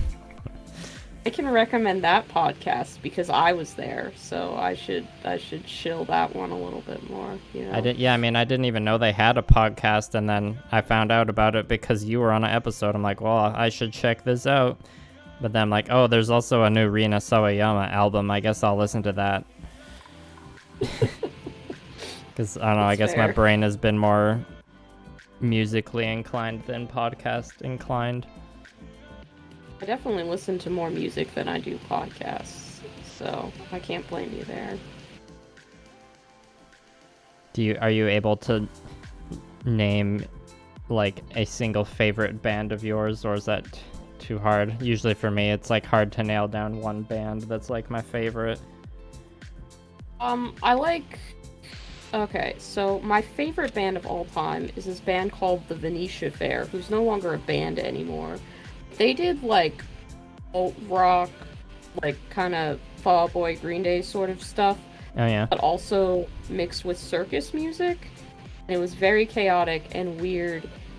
And just a good time. So they're probably my favorite band. But when people just ask what I like to listen to, in general, I just say Hosier, because that's something that other people have a frame of reference for and can be like, ah, yes, I have listened to this artist. Yeah, would you? So Yeah, I would categorize Hosier under, like, the very broad label of, like, singer-songwriter. I feel like, yeah, I like Hosier, and I like Florence and the Machine is good too. Those are, like, the answers that I give when people are like, what do you want to add to this playlist? Because you can't really explain, oh, I've made a curated playlist of, like, Halloween songs from the 1940s that I'm going to listen to all spooky month. And also sometimes the Bloodborne soundtrack is on that playlist. nice. Like, that's not something that you can be like, oh man, hand me the aux cord and I'll bump this Cruel Angel's Thesis and, like, that one really good opening song from JoJo. There's I think, yeah. Maybe my second favorite JoJo OP is Crazy Funky Bizarre Town from Part 4. Yeah, it's good. I like it. It's a fun opening. It's a bop for sure. Yeah. It is. Soundtrack music, or, like, video game soundtrack music, and I guess anime soundtrack music, I find is pretty underrated for listening to. Yeah, anytime I, like, go see a film, I then often listen to the soundtrack of that film on the way home from the movie theater, because I'm like, this is just thematically appropriate. Nice. Do you have a favorite movie soundtrack? Ooh, that's a good question. Mad Max Fury Road I was is my gonna favorite say- film, I was gonna and say, is also it Mad probably Max? my favorite soundtrack. If that's not cheating, I mean, that every freaking song on that slaps pretty hard. So yeah, that's gonna be my answer. I think one of my favorite, I don't know what my favorite movie soundtrack is, but I think according to like my Spotify listening history, it'd probably be like the Ghost in the Shell Standalone Complex soundtrack. And Standalone Complex Okay. is like one of the TV series spin-offs Yeah, of it. I've Okay. seen Standalone Complex. That's the only Ghost in the Shell product that I have witnessed. It's the main one with it's the one with the best Tachikoma content, so Comas, it's the yeah, best one. Yeah. And that's like, it's got that opening theme done by that artist who has like a really, really unique singing voice. Yeah, That sounds really Origa, cool. I think. Yeah. Yeah. Yeah, I've listened to the Ghost in the Shell soundtracks a lot. Also, the Made in Abyss soundtrack is really good. It's by this Australian composer called Kevin Penkin. He also did the soundtrack for Rising of the Shield Hero, which I watched the first season. It was like pretty pretty solid in the first bit, and then by the end it was like kind of mid, but it was one of those shows that's like kind of propped up by the soundtrack, you know? Yeah, that's fair. That's the way of it sometimes. My friends got me into watching an anime called Ranking of Kings, which has been pretty good. Oh I don't know yeah, if you've heard of I that finished one. that. I finished that early in the summer. That was a really good show. I'm really enjoying it. I'm at like episode 11 or something like that. But it's really cute too. Like, I really love the animation style of it. Yeah, it took me and Blue Prepper a while to get through it because there's a lot of days where we're like, are we gonna watch another episode of it today? And we're like, I don't know if we can handle all the crying. Yeah, it's really freaking emotional. Like, so much shit happens every episode, and then it's just like, oh man, I have trauma from watching this show now. Yeah, like really, it was a real breath of fresh air, that show, and also like not what I expected. Yeah, not at all. Not at all what I expected. Put my foot down to like change sitting positions, and I'm like, why does the floor feel squishy? It was a cat. Put my foot down right on Achilles, who is just under my desk being a nuisance. Oh, I got to pet some cats today because my mom's out of town, so I had to go feed the cats. Got to do it again tomorrow morning. It's always a good Sounds time. fun. Love a cat. As many cats as possible. One of them is like very like skinny and floppy, and then the other one is like on the chonk chart. He's like all the way on the "oh lord, he come inside." That's fair. I'm pleased to say that none of my cats have quite reached. They haven't tipped the scales. You know, they're still very much in like the reasonable level of healthy chonk for a cat to be. I'm None trying of them to. have been like go on a diet. Has not been said by the vet. I'm trying to remember all the like official steps on the chonk chart now. It's like it starts off at a fine boy. It's like chonk, chonker, heckin' chonker. Then I think there's one more before you get to aloud. He coming, but I can't remember it. I'm trying to find my blood effect paint, my blood for the blood god paint, and it's like missing. And I'm like, how have I lost this while painting Bloodborne miniatures that literally have blood in the title of them? If I was ever gonna have to use this paint, it's now. Oh, thanks for the podcast recommendations, Cyber Scorpio. And oh, Silas, is that the next step in the chunk chart? Is it thick boy with 3 C's, or are you just saying thick boy? Thick boy.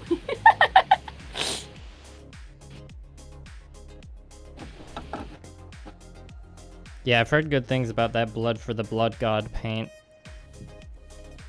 My copy. It's very good. I like it a lot. I probably use it a little bit too much, because, you know, I enjoy the fact that it does what it's supposed to do. But especially for these Bloodborne miniatures where, like, they're supposed to be grimy and grimdark and covered in blood, basically, sometimes, I'm definitely gonna overuse this paint. 100%.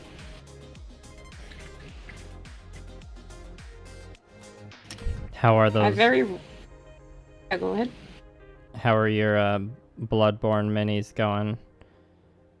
Pretty good. I've almost finished one of the ones that I started. Like, I am just kind of getting these to, I guess you'd call it like a tabletop standard, but basically I just want them to vaguely represent the characters as I remember them in the game, so, I don't really intend for any of them to be like one-to-one detailed perfect renditions, but just very grimy, grimdark kind of paint, which I always am pleased to remember that I do in fact know how to do. It's like, I always worry that I couldn't paint something to look super Warhammer appropriate if I wanted to, and then I'll like paint something not in like a candy style and be like, no, yeah, I still know how to do this. This is still something that I could do if I wanted to. Yeah, I have like a couple projects in mind for that would be, you know, like a little weathered or just like not the style I've been working on lately, which is just, you know, vibrant boys. I've just been painting so many vibrant mechs lately. I'm like, is that all I can do now? Oh, thank you, Caleb Sweet, for the super chat. He's giving me money and telling me to stand up, do a stretch, roll my shoulders back, take a deep breath, and drink some water. That's very specific. I mean, that's all honestly really good advice, so I think you should listen. I mean, the super chat is a good excuse for me to stand up and go use the bathroom, because after all those burps, I do need to just go use the bathroom real quick, so I'm just gonna step... You wanna take 5? Yeah, let's take just a quick breather. Cool. I will turn on my holding screen for just a few moments. Be right back, everybody. Same. I will also be right back.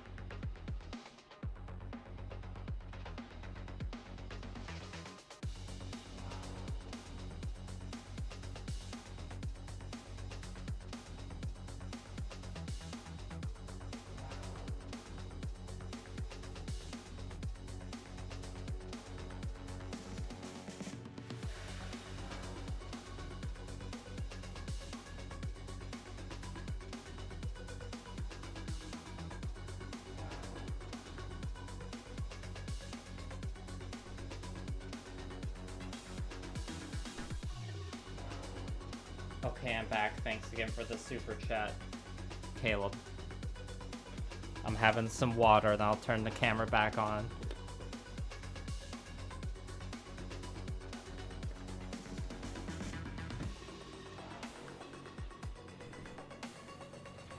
Oh, the number of viewers jumped up while I was out in the washroom.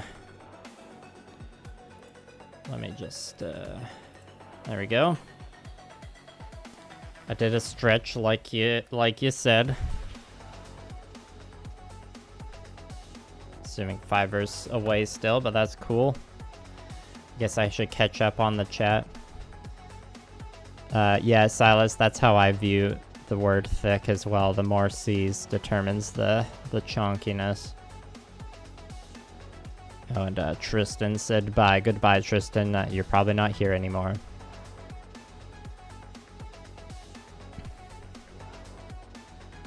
Well, how's everyone doing tonight? Anyone else working on any projects?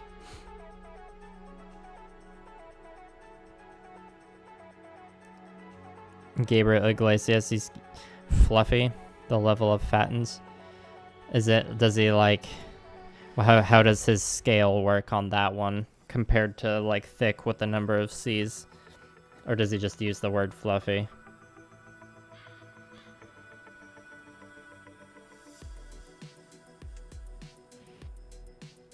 Hello, I am back. I don't know if Liam's back yet. I am. But I have returned. Excellent. Cool. Welcome back. Thank you.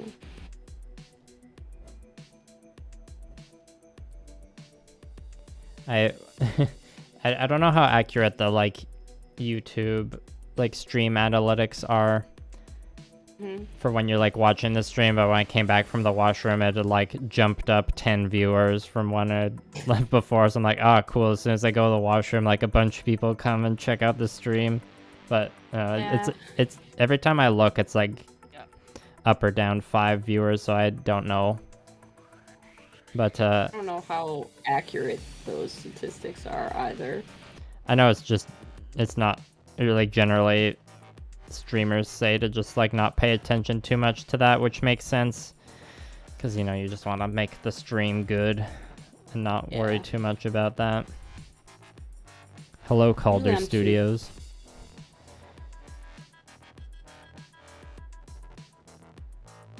Calder Studios was the person who pointed out to me that the box that my tiny Gundam came in was actually not random, and it had the name of what Gundam you get inside on the top of the box the entire time, and I didn't notice, and I'd had the box for months.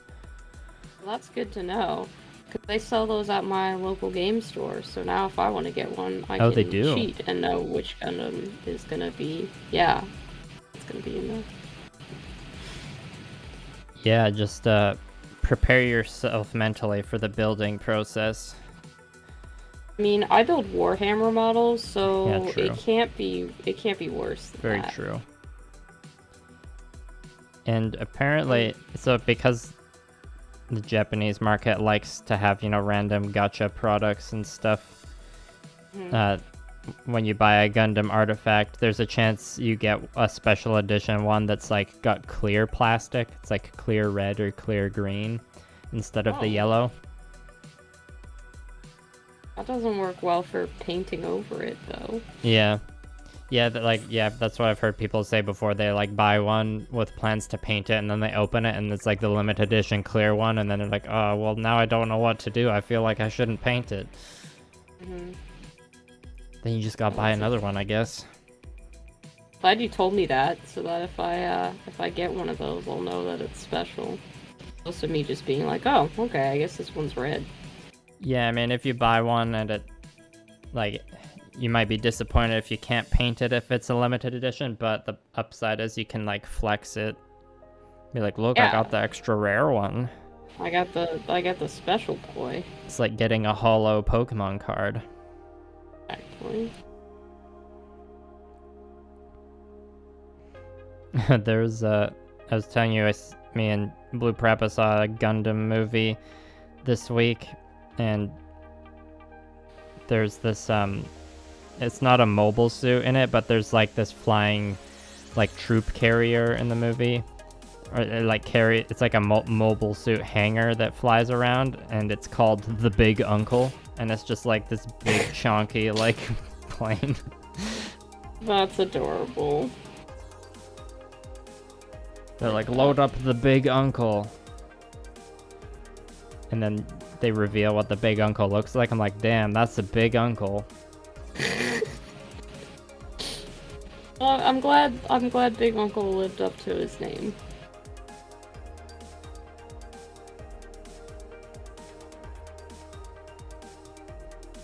Oh, Caleb just got an airbrush, so he can start painting Hell for yeah. commissions since he's a stay-at-home dad now.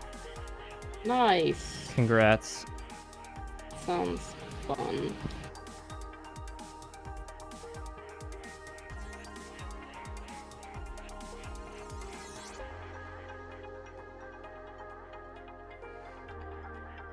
One of these Bloodborne miniatures that I've been painting is turning out great, exactly the way that I remember it looking in the game. The other one is turning out way too blue, and I'm like, I'm gonna have to fix that somehow.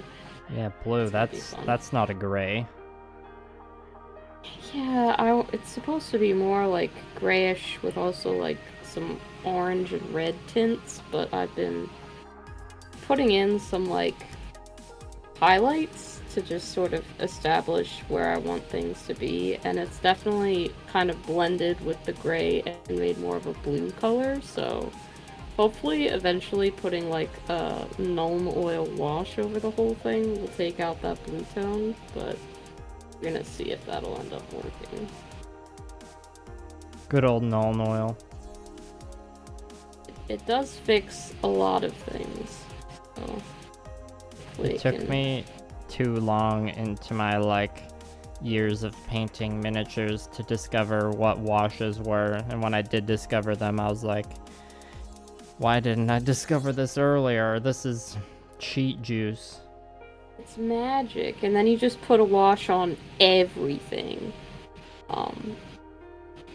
Great. It's kind of like how with digital art, the first time you learn how to do like multiply and darken layers, you're just like, oh yeah, whole new ballpark opened up. Yeah, I even have a video editing equivalent of that. That's the Ripple Edit tool. When I discovered that, it saved me like literal hours of work and also much carpal tunnel suffering. That's good. You do a lot of editing too, because you got to make all those clacks happen. Yeah, like if I didn't get the like hotkeys down to muscle memory and the like learn how to use the Ripple Edit tool, it would be impossible to edit all those clackies.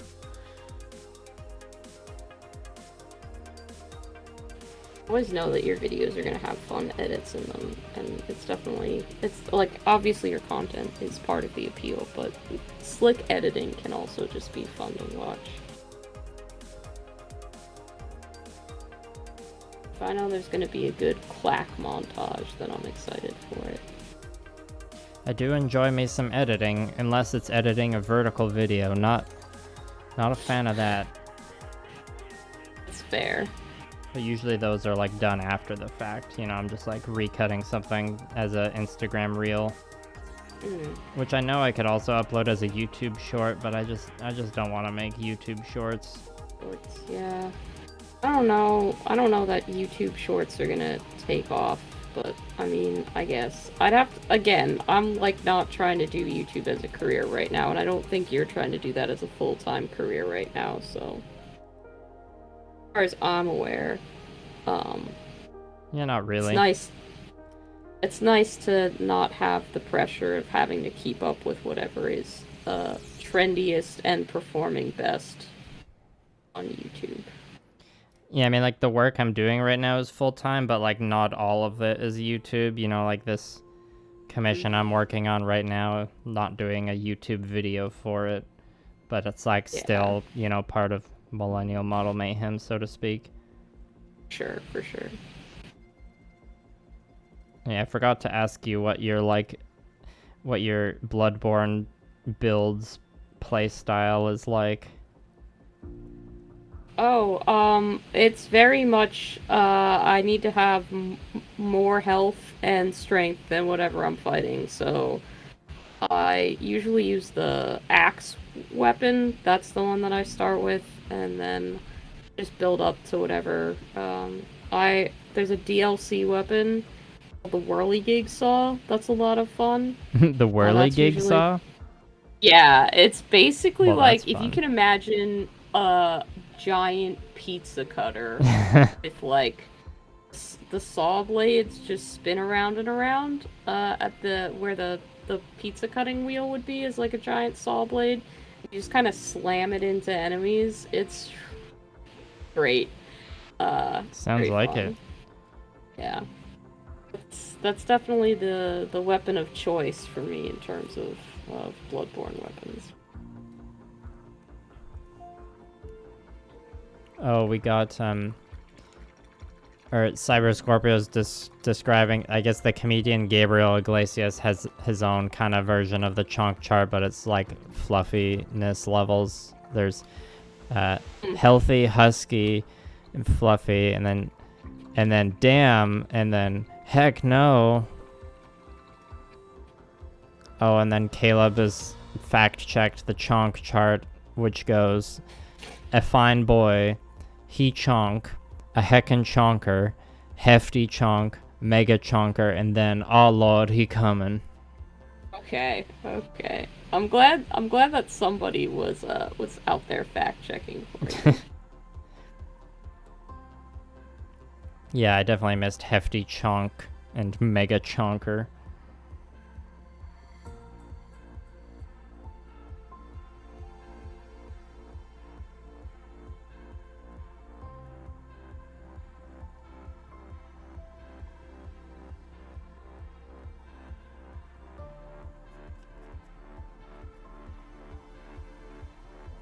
Were there any other important things we needed to talk about on this guest stream? Trying to think, but I think we hit our main points. Yeah, we did Ava, did JoJo. Ava was the main one there that we were like, gotta freaking talk about that.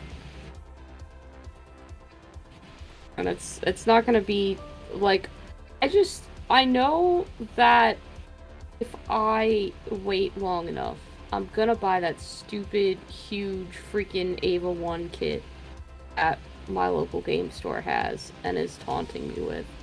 Because the first time I went to a Gundam building night, I was like, man, that's a huge thing. I don't think I'm gonna build a Gundam that big. And then I watched Ava, and I'm like, oh no, shit, that's dope as hell. I want that. I mean, I know what kit you're talking about because you sent the picture, but yeah, you're probably better off getting one of the like Bandai real grade Ava kits because those ones are pretty good. I have like the Ava Unit 2 that's on my desk. That's a real grade one. Yeah, I should probably stick with the smaller kits for now. Depends how long it sits there and how many many Gundams I decide to build in the in between time. Good, I get at that. Is like Ava 1 the mech that you ideally want to get as a model kit? Is that your favorite design? I think so. Like, I really like Unit 0 as well. To be fair with you though, I like them all. Like, yeah, they're all pretty good. I think Unit 1 has the best color palette, but you put those colors on any of the others and they're all pretty striking. The thing I'm painting right now is purple with green accents, so good color scheme. Yep, can confirm. Although I think by the time I'm done highlighting this one, it'll be more of like a magenta pink than a purple. We'll see. And like, if you get a Unit 0, you can decide whether you want to do the yellow version or the blue version. Yellow, which is actually sometimes orange. Oh, Caleb's asked, favorite Halloween candy? Ooh. Favorite Halloween candy? I mean, I like an Almond Joy. Almond Joy are classic. And pretty much no one I ever went trick-or-treating with liked them. So it was very easy to trade at the end of the night and just come away with like 40 Almond Joys. So nice. Probably my go-to. I don't know if I've ever seen an Almond Joy out in the wild here in Canada. What? Oh, that's sad. Yeah, well, when I watch The Boys, it has such aggressive product placement. There's like multiple scenes where characters in The Boys are like, "Here, have an almond joy." That was the first time I'd heard about an almond joy. I haven't watched The Boys, so I didn't know that they had that. I kind of love, like, I both love and hate aggressive product placement. Yeah, it's pretty if jarring in The Boys. But if it's funny. funny to me, then I enjoy it. Like, when animes are like, ah, yes, like, there's a couple Chinese animes that I watch where one of them had Cornetto, the like ice cream company, as a sponsor. Very aggressively just had ads in the middle where like the characters who were in historical pseudo China would just like go and have modern day ice cream, and it was hilarious. And then like another one that was at least set in the modern day had McDonald's for a sponsorship for their first season, but didn't get it renewed for the second season. So like in the first season they were very specifically eating things from McDonald's, and then like the next season, instead of saying that they were from McDonald's, the characters were still just eating generic fast food. So it was still pretty good. You know the anime Code Geass? I've heard of that one. That one, it's like a mecha anime. Like almost every scene where like the characters are eating something, it's like always Pizza Hut, and it's really jarring. It's like they'll be in the middle, like they'll be on their like secret like base hideout, and they'll just like have the delivery box of Pizza Hut, and they'll have like the cheese stuffed crust, like cheese pull animated and everything. No one out pizzas the hut, even in anime. Okay, they gotta know where all the secret bases are. Oh, in terms of my favorite Halloween candy, if we're going by Halloween candy that like got handed to me when I was trick-or-treating, I'm leaning towards like Coffee Crisp. What is Coffee Crisp? Oh, you don't have Coffee Crisp in the States? I've never heard of it. That's I'm surprising. pretty up to date on U.S. candies, so I don't know that one. It's just like a chocolate bar with like a wafer in the middle that has like a extremely vague coffee, like hint of coffee flavor to it. You know, because if it was actually coffee flavored, kids wouldn't enjoy it. Yeah. Coffee Crisp. Okay, I'll have to keep an eye out for that one and see if that's just like a gap in my knowledge or if that's a Canadian thing. Nitrous Hero wants me to paint the She Gundam, like XI Gundam, but it's just funny because they said, "My lord, would you paint a She Gundam?" Like, no, I will not. Peon. No, peasant, not for you today. Oh, and Cyber Scorpio has a funny story. When Breath of the Wild was released, a friend of theirs was having difficulty dodging, and then they just said, "Dude, Dark Souls." And his response was, "Okay, timing, got it." Yes, That's Calder. the thing, right? People assume that if you play Bloodborne, you will also enjoy Dark Souls, and Dark Souls involves so much more timing than Bloodborne did. Like, you could just be aggressive in Bloodborne and get away with it, because you could get your health back if you hit the enemy within a certain, like, time frame. So I don't like Souls games as much. They take a lot more timing, than Bloodborne did. There's a different, like, rhythm to it, almost. And I was like, no, these are different. They're similar, but they're different. Yeah, well, is Bloodborne the one where you can't block or something? They don't really have shields, so blocking isn't really as much of a mechanic. I see. And I certainly never used a shield in Bloodborne. Like, yeah, I don't think I need this. And to be fair, I beat the game, and I really didn't need it. Calder brought up licorice. I do like licorice, but I'm more like I like black licorice, and that usually doesn't get handed out when you're trick-or-treating. You would become like a pariah house in the neighborhood if you're handing out black licorice on Halloween. Really excited to see if people do trick or treat in my neighborhood, because I haven't been in this house for a Halloween. So I've definitely put up like decorations in my yard to try and get people to trick or treat here, which I realize sounds really creepy. Like, ah, yes, children, come and enter the house. Well, not enter. Come knock on the door and get free candy. Sounds like I'm, a witch or something. But no, I've bought Halloween candy. Need to give it away so I don't eat all of it. Also, they were selling these like little booster packs of Pokemon cards in a set to essentially give away to trick-or-treaters, and I bought that as well because I was like, Nice. That's adorable. So people better come and get them, or else I'm going to be stuck with like 40 Pokemon cards, 40 packs of Pokemon cards with shit all to do with them. And if they're Pokemon cards designed to like give to kids on Halloween, they're probably like full of chaff, like garbage commons. But they're like Halloween themed, so even if they're garbage, they're still. I'll send you a picture of it. It's got a Gengar on the package, so it's cute. Gengar is a very Halloween appropriate Pokemon. Yeah. Yeah, trick-or-treating just feels like it's in a weird place in 2022. Like, from what I understand, a lot of kids go to shopping malls for trick-or-treating. Now. Yeah, I've heard that, and I've heard that like trunk or treat kind of things are very popular as well. Is that where like a bunch of people just meet up in a parking lot and like open their trunks? Yeah, as far as I'm aware, it's just people like on a scheduled day. They all like park in the same location, and then they give out candy from the trunks of their cars. That ruins the like joy of like decorating your front lawn with Halloween stuff. Yeah. I mean, it's probably safer because you're not going into random people's like neighborhoods and houses, and it's better visibility because like you're not crossing streets in the dark and stuff like that. So I get it, but it also feels significantly less fun.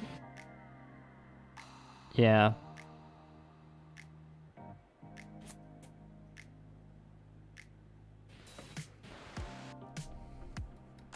Did you go to Home Depot and pick up the iconic 12-foot skeleton prop that I keep seeing on the internet? I wish. That's a little out of my Halloween budget this year, so maybe in the future, but not this year. Not for me.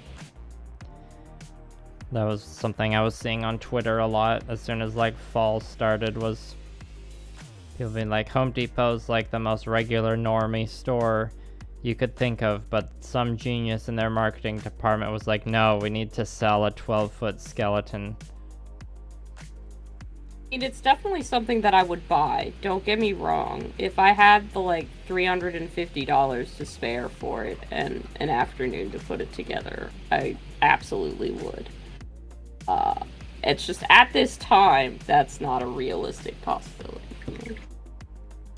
Fair. Alright, I'm gonna put one more squirt of paint on my palette, and then when that's used up, I think my painting energy will be spent. Cool. I was gonna be like, yeah, we should probably pick a. We never pick a wrap-up time. We're just like, yeah, we'll paint until we don't. Yeah, I mean that's consistently been around like between like 2 and 2.5 hours, and we're coming up on 2 hours now. So yeah, so we're doing pretty decent. This was a video release week for me, so it's been a long week, but next week I'll probably do, or I need to like, I've been wanting to like spruce up my stream graphics for a while. I just like haven't gone around to do that, so. Because I told myself I gotta finish this commission before I do the next video, so I'll probably, maybe I'll get extra spicy and try and do a 4-hour long stream next weekend. We'll see. Ooh. Good luck if that's where you opt to go. I think the longest I've managed is 3.5 hours. I can do it if I've got like like a solid amount of painting I can just like focus on really hard for that amount of time and just like get in the zone with. That's fair. I'll definitely try and tune in so that I can support you while you're doing something like that. Thanks. It needs to not be at hours that I'm at work, because then it's kind of like I can't really do that. I mean, I can't manage to stream as consistently as you do. You're pretty good at like getting multiple streams in during the week. Try, but I'm way less consistent with video releases. So you know, there's a give and take to it, I suppose.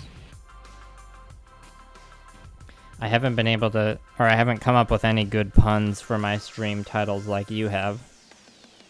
I have a bunch of folks who generally make great suggestions. Like Tao Test Kitchen was not me. That was someone suggesting it on a stream. So yeah, and then I just kind of continued from there. Trick or Tao or Tower Treat. I don't remember which one I went with originally, but that was just a Halloween version of Tao Test Kitchen.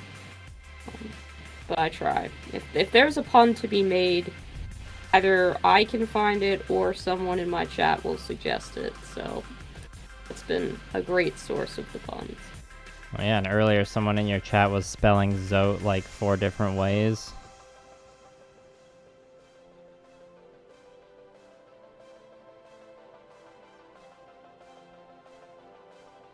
Oh, dang it. I think I lost you for a second there. Oh, can you hear me now? Yeah, I can hear you. I was just saying someone in your chat was able to spell Zote 4 different ways. Yeah. I've got a talented group of folks who hang out in my chat and my Discord. Very creative, so it's great. They've got good ideas. And I love seeing where they take things. If anyone in my chat wants to join Fiverr's Discord, because I don't have one, you should go to their channel. Sometimes Liam is in my Discord and true. comments on things. Not often, but sometimes. Like if I tag you in something, you usually respond. So that's nice. Yeah, that's how it goes with me in Discord servers. I'm just like, in general in life, a bit of a lurker sometimes. But then if you like get me started in a conversation, I'll say too much and be annoying. I don't think that's true. I've never been like, wow, shut up, I don't enjoy this conversation that we're having. I guess I've been able to exercise enough restraint in your server. Well, even when I'm shouting at you about my JoJo opinions, which are often just, what the fuck did I just watch? You've talked about that back and forth for quite some time until you've been like, actually, I need to go to bed now. And I'm like, oh yeah, no, that's fair. I've lost track of time. So I wouldn't worry about that. Oh yeah, I mean, that's like direct messaging. That's different. I have a much higher chance of going unhinged in those DMs. It's been fun. I'm very glad that like I started watching JoJo, because it's just been fun to talk about, even if sometimes I'm just like, I feel like I lost several brain cells watching this. Yeah, you can't. It's really hard to enjoy JoJo and avoid without talking to anyone about it. I feel like that's a very fair assessment of JoJo. People have asked me before if I would recommend JoJo's Bizarre Adventure, and I'm like, no, I would not. Do not watch this show. Such a hard show to recommend. It's like you'll either love it or like absolutely hate, or like you'll either think it's the worst thing ever and love it, or like think it's the worst thing ever and be like, why did you recommend this to me? I hate you. I honestly don't know, like, where I land on the JoJo is stupid and JoJo is wonderful scale. It's both. It's definitely both. I don't know that I'll ever like rewatch any of it after finishing it, but I'm glad that I'm experiencing this. Like, I feel like Yeah. I've really just started watching a bunch of animes that I had like specific people telling me, "Oh, don't watch this. It's kind of shit." And then I watch it and I'm like, I mean, to be fair, sure, but also there are parts of this that slap so hard. So I'm enjoying just experiencing a variety of different anime from various sources. Like, I was told not to watch Evangelion because they were like, "You're not gonna like it," and I'm like, some aspects, sure. Like, a lot of this is not stuff that I enjoy, but on the whole, this is amazing. Yeah. It's greater than the sum of its parts.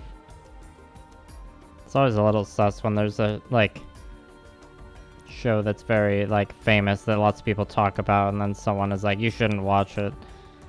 Yeah, I'm like, okay, so there's gonna be a bunch of dumb fan service shit, which, to be fair, there was a bunch of dumb fan service shit. Yeah, but like, the fan service in Ava is, like, ironic fan service.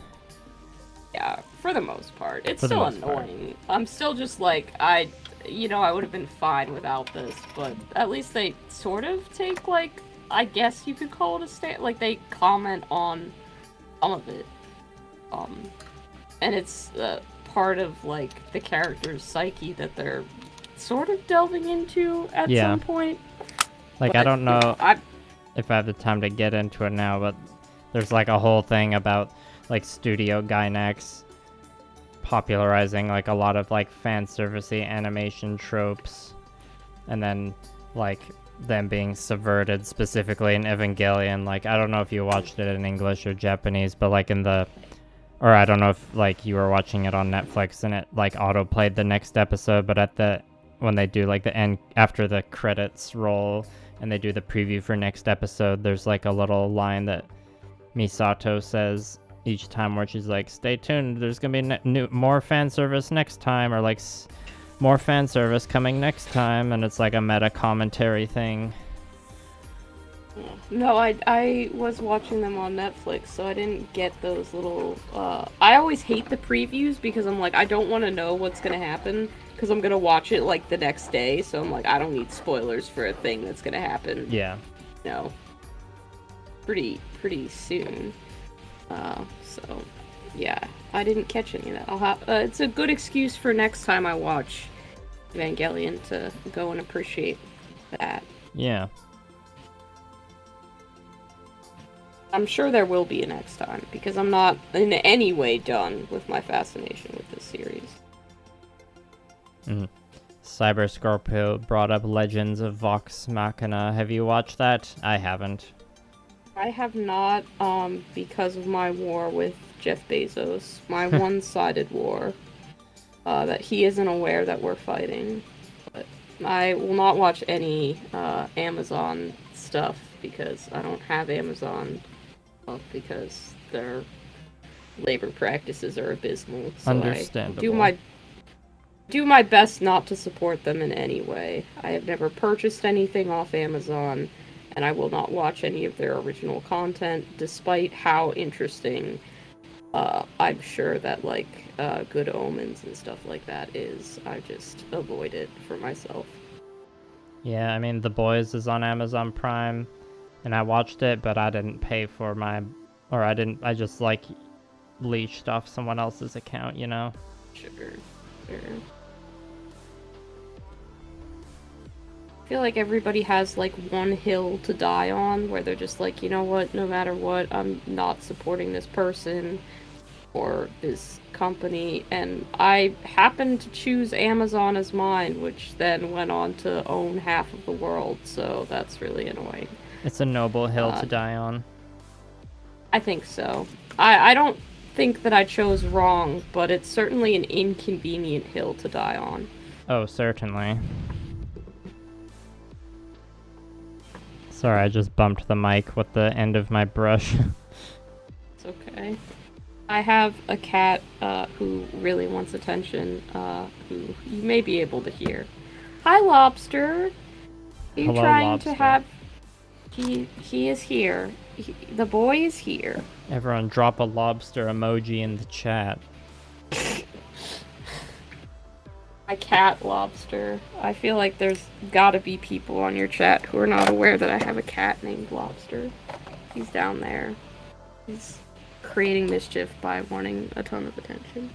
Oh, Caleb's brought up Akira. I know you had like an interesting, what you said about Evangelion. You're like, Evangelion was what you wanted Akira to be like, or something. Yeah, Evangelion was what I wanted Akira to be like.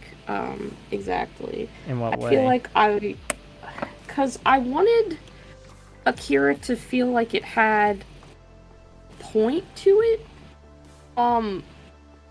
I really enjoy the beginning of Akira, but it feels like at some point it just sort of loses track of itself towards the end. Yeah. I get that. And a lot of the characters in Akira aren't really likable. Like they're kind of they every single one there doesn't have enough agency to be an impactful character, or they do something that is like really just horrible. Like, as much as Kaneda has a wonderful energy to him, he's also incredibly misogynistic and calls people like a bitch for no reason all of the time. And I'm like, wow, that's pretty strong. So a little bit hard for him to be a likable character. Tetsuo, I mean, has a lot of shit go wrong with him that isn't his fault, but also it goes from like being kind of sympathetic to a complete villain in like 5 minutes, and it's like, okay, sure, like I get it, but you know, you had a film and you had a certain amount of time. And to be fair, I've only seen the movie. I haven't read the manga. Yeah, I haven't read it either. I feel like Akira didn't know what point it wanted to make, so it just kind of was a film. It had cool visuals and ideas. Just didn't really get a strong takeaway from it, like either emotionally or thematically. I didn't connect with it, and I was really hoping that I was going to. Yeah, it's one of those movies where I definitely like had to watch it a few times to like properly digest it, and I've always meant to like read the manga because yeah, it definitely has, like, you can tell it's a little like disorganized at the end, which, you know, that's a classic thing that happens with mangas getting adapted into movies. Sometimes it's hard for me to tell whether I just don't like something, or if I missed something, or if it was translated poorly, or like, you know, in the case of a movie, would I have liked the source material? Like, I kept thinking that was the case with Dune, and I thought that there was a universe in which I would like Dune. I just have come to the conclusion that I probably just don't like Dune.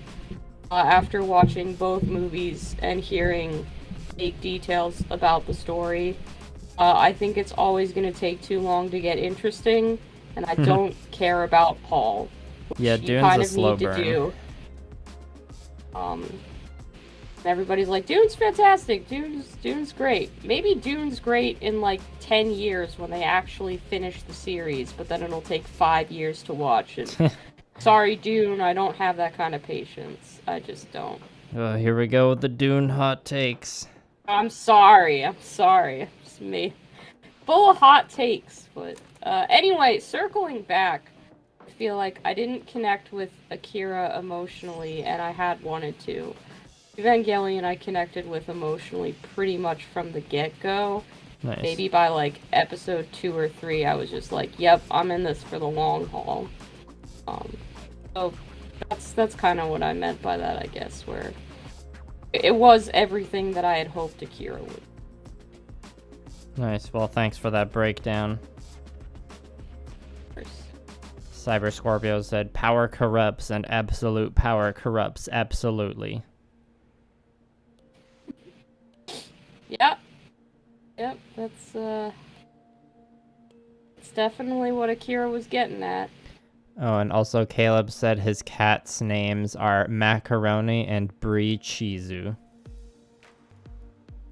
I love those. Those are some great cat names. I agree. Macaroni is like, yeah, I'm on board. That's a strong cat name.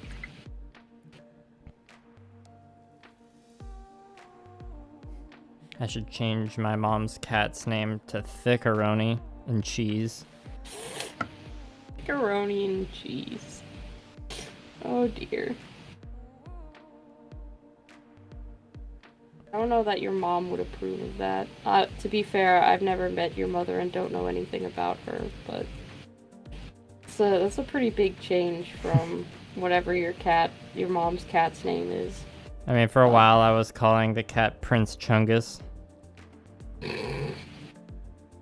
What's the cat's actual name? Sunny. Oh, yeah, you gotta make up nicknames. Sunny isn't. I mean, I think Sunny's like a fitting enough name for him, but as he's gotten chunkier over the years, you know, I've gotten creative with various names. Yeah. That's really what a cat name is for. You just pick something and then you can spiral off that and make a bunch of nicknames.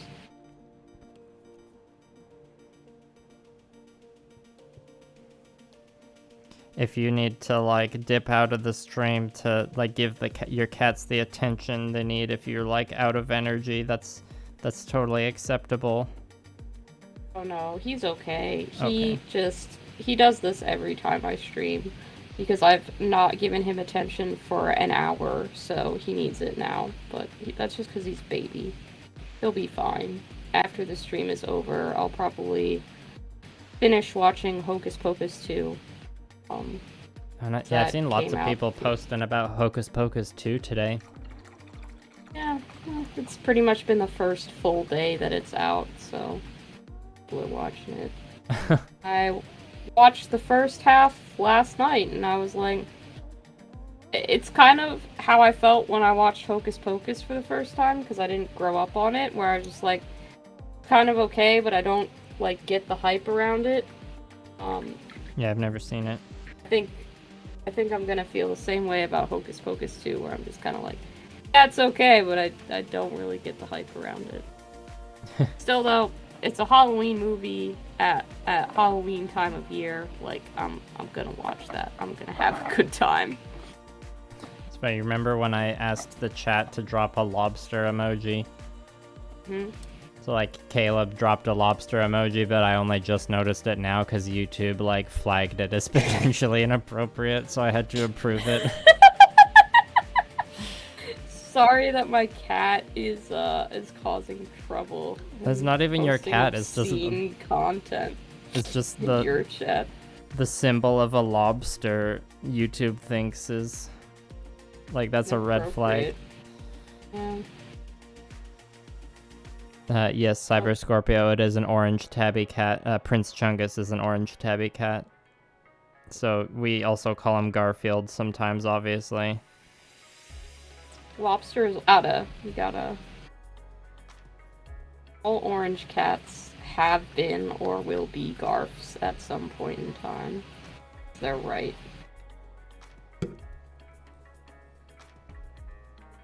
And no, we haven't fed him any lasagna. I know someone's gonna ask.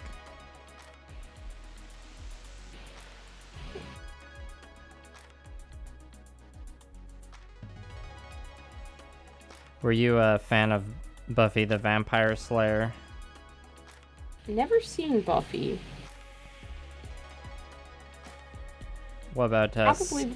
Sabrina the Teenage Witch? I'm just going through like the spooky shows. I've seen a couple episodes of Sabrina. I think it's okay. Again, I grew up like with my very religious mother policing what I could and couldn't watch on TV. So there's a lot of stuff that I just kind of like missed the boat on because my mom was a psycho. Fair. It's unfortunate, but it's also really hard to go back and watch stuff like I mean, Danny Phantom's like okay now, Oh you yeah. know, but I'm like, I probably would have liked this more when I was the target demographic for this show, opposed to watching it back as an adult. Some stuff is just like, yeah, I just missed that one. But I feel like something like Buffy or Sabrina, I might be able to still get something out of. I mean, when Buffy was airing on TV, I was like a bit too young. Oh, that'll help people guess my age, I guess, but... And I also didn't, like, have the cable channels to watch it, I believe. So I, like, watched Buffy in my, like, late teens, early 20s.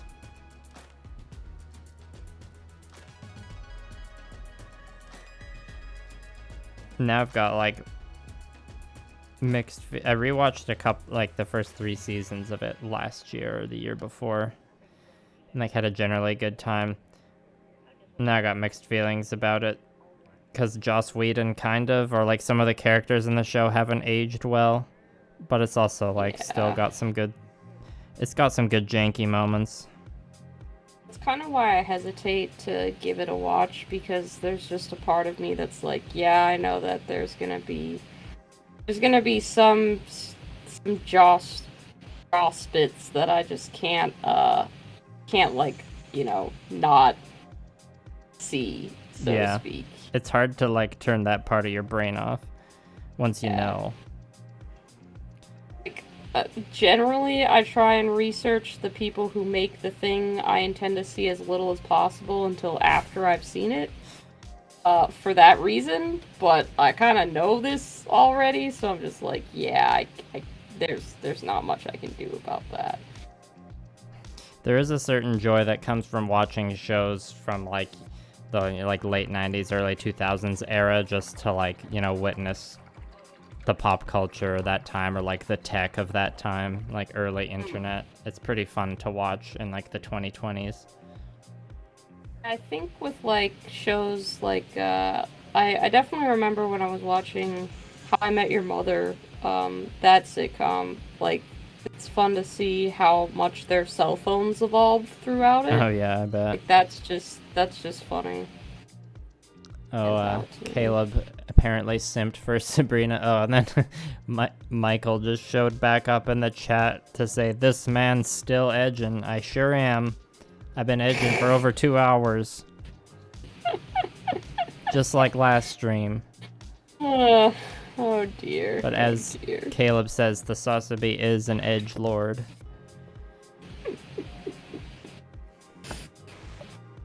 Has the joke gotten old yet, Fiverr? No, it hasn't. Good. Keegan in my chat asks if I'm afraid of a little cringe, and I will say that I do so many cringe things myself on a daily basis. I don't think I could get through my life if I was afraid of a little cringe. I ain't afraid of no cringe, Keegan. Just one of those things in life you gotta accept and deal with, is a little cringe. It's true. I frequently get cringe paralysis throughout the day as I think of, you know, something that happened 12 years ago that I did. Oh yeah, that'll happen to me as well, and I'm just like, you know what?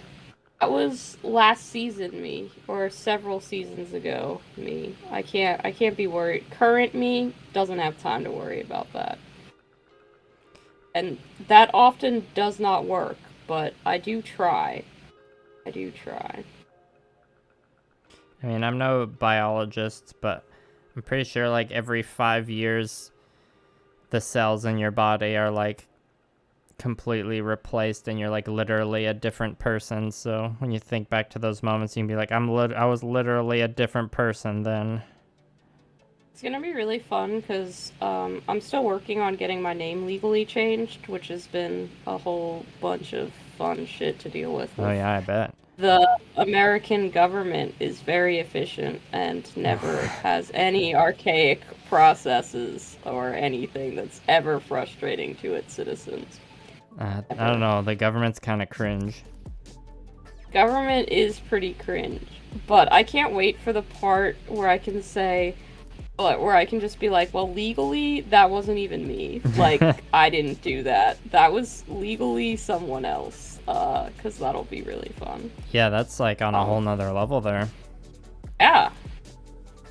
Like, Fiverr wouldn't have taken out student debt. That's under somebody else. Of course, that is gonna like transfer to it's still gonna be the same. But it was a shame. At least I can blame someone else for taking it out. It won't have been me. I'll be smarter, you know. I'll just be like, this dumb idiot who used to inhabit this body did some stupid shit, and now I gotta be responsible for it. That's fun. It'll be a good running joke that I will not get tired of, but all of my friends eventually will. It's a good joke that, like, you specifically will have, like, strong authority to make, and not many other people will be able to do the same. Yeah. Those are the best kind of jokes, honestly, because people can't fault you for making them. They just kind of gotta laugh at them, because I'll be like, yep, I paid like $600 to get my name changed. I'm gonna fucking get my $600 worth out of this shit. For sure. So expensive and tedious, and I hate it. So dumb. It'll be worth it. Just gotta keep thinking of those jokes you'll be able to make. I know. It's gonna be so good. It will be worth it. Like, obviously I wouldn't go through this process if I didn't want it done really bad. Yeah, we know you're committed. Sure. It'll happen. You just gotta wait on a few last details, and then we'll be good to go, so... Like, you have to publish it in an actual newspaper, apparently? That's, like, a thing? It's dumb. I'm like, oh, okay. Why? It's year of our Lord 2022 and you want me to post a notice in the news? Like, no one reads the fucking local paper, my guy. Yeah, I feel you there. I wonder what it's like in Canada. My friend that I'm watching JoJo with changed their name a few years ago. I'll have to ask what the process was like. Hopefully it was easier. I want this to be easier for people who have to do it in the future. It shouldn't be this freaking tedious mess. You know? You want things to get better for the people who have to do things after you. Like, if I had the dedication, I'd be like, I'm gonna run for office and change all this so that people can fucking do stuff without having to jump through hoops, but I do not have the energy to fix those problems. Or do I really want to hold office in the US? It sounds pretty shit. What are we gonna do about the bullshit middle management bureaucracy jobs if the bureaucracy's gone, though? Oh no. Oh no. How will the bureaucrats be bureaucrats? Sounds like not my problem.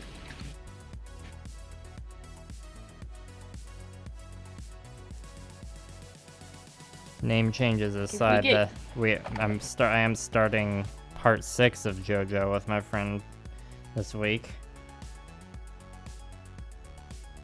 Oh, that's cool. I haven't made it to part 6, but I'll get there. Yeah, part 6 is the first female JoJo protagonist called Jolene. Oh, cool. I like how they all have like their weird little series names instead of like season 2 or whatever. It's like Stardust Crusaders. I don't remember all the little bullshit names, but they're fun. Yeah. It's Phantom Blood, then Battle Tendencies, then Stardust Crusaders, and then Diamond is Unbreakable, and then Golden Wind, and then part 6 is called Stone Ocean, I think. I'm mostly just looking forward to the stands, you know, just all the reveals of the new stands. Like, what brand is this one named after? One of my friends who has watched JoJo, was like, my favorite part, they haven't made it yet, but part 9 is gonna slap so hard when it gets made into the anime. And I'm like, how are Part you willing to 9? be like, part 9 is my favorite? We're on parts, what, like 6? Part 6 is like airing, or I don't know if it just finished or it's like gonna finish soon. But I didn't even know the manga was at part 9. I thought the manga was at like part 7 or 8. Maybe I'm remembering wrong, but I'm pretty sure it was part 9. I mean, I wouldn't be surprised if that was the case. Atomic Topher, you are correct. Fiverr for president is not on then. You should not vote for me. I do not want to hold public office. I would be really annoyed, so please do not vote for me in any upcoming elections. I did not sign up for this. Do not vote for me. I do not know why my name is on the ballot. Exactly. I would abdicate. I'd be like, yep, let's just give this to somebody else who's way more qualified. I did finish a miniature today. Like, I think I need to do a few things on the base, but the actual mini looks decent, so I'm satisfied with that. Nice. I've just, been continuing to edge, and I still haven't finished anything. I'm gonna be edging for like another week at this rate. Like I said, the Bloodborne miniatures, I'm just kind of, I'm doing the good enough standard on, so they'll be good enough to use in games. That's the right approach for board game minis. Yeah, they'll make great enemies in the D&D games that I plan to run at some point in the future, but haven't made no steps towards putting together yet. It takes a lot to run a campaign. It does. That's usually my role in the D&D groups. I'm usually the dungeon master, so I know the pain of in the memes where they're like, when you spend hours preparing something and the players do the other thing that you weren't prepared for. It's really annoying when the players just go in the complete opposite direction of where they needed to go. I saw a good meme that was like, when you've prepared excellent subtle railroading for the players, but they've just spent the last 3 hours in the tavern and they won't leave. Yeah. But I mean, if your players are having a good time, then generally it means you're doing your job right, even if you're bored at the current moment. It is collaborative, so. It is. Oh, Killer Yoshi, this is a real grade model, correct. And Michael, this is a commission, so it's not for Gamma Wolves. Suppose me and the person commissioning it should develop some lore, or if they develop lore, I'll ask them to tell it to me. But I'm pretty much used up all the paint on my palette now, so if anyone has any last minute questions they need to get in, now's the time. Yep, submit them now or forever hold your peace until we do another co-stream. Oh, Caleb is here from your chat to request that I pet a cat. Are there any cats still lingering nearby? Yeah, okay. Achilles, come here, baby. Here, sweet boy. Here, I know you're napping. Oh, do you want to be on camera? You don't? That's great. Here. Here. Here's a boy. I'm petting the boy. This is sweet baby Achilles. He is a fighter, yes. Has Achilles crunched any minis lately? He wants to all of the time. I don't let him near them. He was trying to eat a thumbtack today. Oh dear. Fortunately, I did notice what he was doing and grabbed it before he could. But he had pulled it out of the wall, so I had to move what I had pinned to the wall somewhere else. That's impressive. I mean, bad Achilles, he's sitting don't on the do cord to that. my headphones, so I've lost audio for a second, but I'll be getting that back. Oh, okay. He's a beautiful soft boy. Yes, that's correct.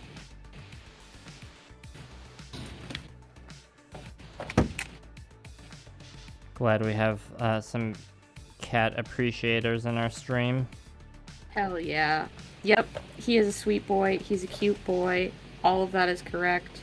He has now decided to exit and sit under the blanket that I have, though, which is where he likes to sit.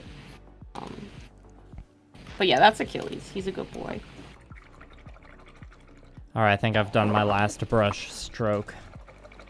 Cool. I am packing up my little setup here. Putting all of the minis behind the roll top part of the desk so that that can be protected from cats. Have to have a cat-proof setup because some of us don't know how to control ourselves. Oh, and look! There's a Hector! Oh, you want another cat? There's another cat! We've got a supplemental boy now. Saw the first boy. Here's another boy. Yeah. I don't have any, or I used to have pets when I lived with my parents, Caleb, but not right now. Hydroponica's asking your cat's names. It's Hector, Lobster, and Achilles, right?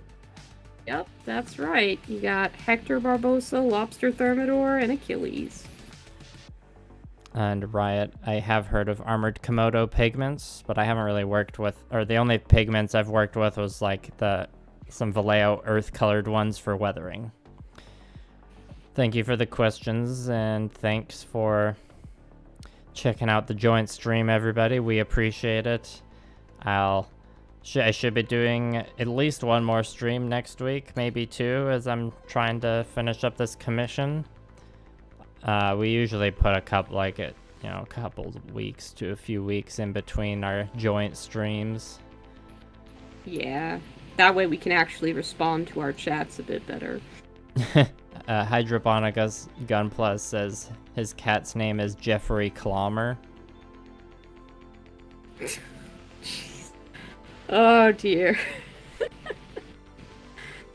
I want a note to end on. It's been a great stream. Hector needs his attention now and will continue to need emotional support for the next 45 minutes because I spent 2 hours not paying attention to him. So I'm gonna sign off so that he can get the love he clearly is deprived of. Me too. So thanks again for watching, everybody, and we'll catch y'all next time. Bye bye. Bye.